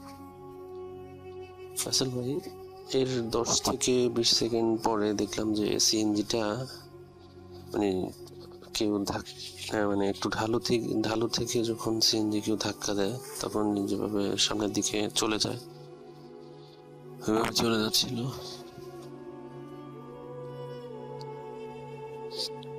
তো দেখলাম যে সিএনজিটা এভাবে যেতে যেতে ক্ষেতের দিকে পড়ে যাচ্ছে। আমি ড্রাইভারকে বললাম, এই তুমি সিএনজিটা ধরছো না কেন? তো কোনো কথা না বলে সোজা দাঁড়িয়েছিল। সিএনজিটা ততক্ষণে নিচে পড়ে গেছে। আমি একটু ধরার চেষ্টা করছি, কিন্তু আমি পারি নাই। সিএনজিটা একটু ভারী, আমার একার পক্ষে সিএনজি ধরে রাখা সম্ভব হচ্ছিল না তখন। তো আমি ড্রাইভারকে দিকে একটু বকাঝকা করে যখন পড়ে গেছিল তখন পিছন ফিরে তখন আমি ড্রাইভারকে মানে বকা দিতে যাবো আর কি, যে কেন ধরে নাই সে গাড়িটা। তখন দেখি ড্রাইভার ওখানে নাই। রাসেল ভাই, আমার কাছে তখন একটু খটকা লাগলো। এরপরে গাড়ি ঘোড়া সাউন্ড হওয়ার পরে আমার কনস্টেবলরা সহ ড্রাইভার সহ ওই দিক থেকে আসতেছে, যেদিকে তারা গিয়েছিল ওই সময়। ওই দিক থেকে আসতে বললো যে স্যার গাড়িটা পড়ে গেল যে। তো আমি ড্রাইভারকে তখন বকাঝকা করলাম যে তুমি তো আমার এখানে দাঁড়াইছিলে, তুমি গাড়িটা ধরলে না কেন? তখন ড্রাইভার যে কথা বললো স্যার এই রাসেল ভাই, সেই কথাটা শোনার জন্য আমি মোটেও প্রস্তুত ছিলাম। সে বললো যে স্যার আমি তো এখানে ছিলামই না, আপনি কাকে দেখছেন? আমি কিছুক্ষণের জন্য তো হয়ে গেলাম, মানে কি হলো এটা আমার সাথে। পরে আমি ড্রাইভারকে বললাম যে এই ঘটনা। তখন সবাই একটু ভয় পেয়ে গেল। আমাদের গাড়িটা তো পড়ে গেল, এখন গাড়িটা তোলার জন্য তো আমাদের এই 3-4 জনের পক্ষে গাড়ির নিচ থেকে তোলা সম্ভব না, গাড়িটা প্রায় উল্টে গিয়েছিল।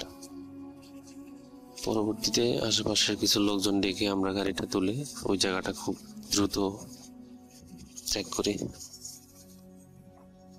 তো রাসেল ভাই, স্যার এইভাবে আমাকে ঘটনাটা বলছিল। আসলে ঘটনাটা কতটুকু ভয়ানক তার চাইতে মনে হচ্ছে ঘটনাটা অদ্ভুত একটা ঘটনা। তো রাসেল ভাই, রাত্রিকালীন ডিউটি করার সময় এরকম ছোটখাটো ঘটনা আমাদের সাথে ঘটে। যদি এই ঘটনাটা সিলেক্ট হয় তাহলে আমি পরবর্তীতে আরো ঘটনা বলবো আপনাকে। book.com এর প্রত্যেককেই ধন্যবাদ। আসসালামু আলাইকুম ওয়া রাহমাতুল্লাহ। আরও একবার আপনাদের সবাইকে স্বাগত জানাচ্ছি আমি রাসেল। আশা করছি আপনারা সবাই ভালো আছেন আর ভালোর দলে আছেন। সেই সাথে জানাচ্ছি কৃতজ্ঞতা, কারণ এই 5 বছরের পথ কোনোভাবেই অতিক্রম করা সম্ভব হতো না যদি আপনারা ভালো না বাসতেন, পাশে না দাঁড়াতেন, ভরসা না দিতেন। আপনারা এভাবেই পাশে থাকুন, এভাবেই আমরা এগিয়ে যাই সামনের দিকে। বেশি করে ঘটনা পাঠান। আমাদের ইমেল অ্যাড্রেস russell.booth.com@gmail.com। আপনারা ঘটনা পাঠাতে থাকুন এবং আশা করব যে এভাবেই আমরা এগিয়ে যাব আরো অনেক দূর। সবাই ভালো থাকুন, সুস্থ থাকুন, মোস্ট ইম্পর্টেন্টলি ভূত.com এর সাথে থাকুন। আল্লাহ হাফেজ।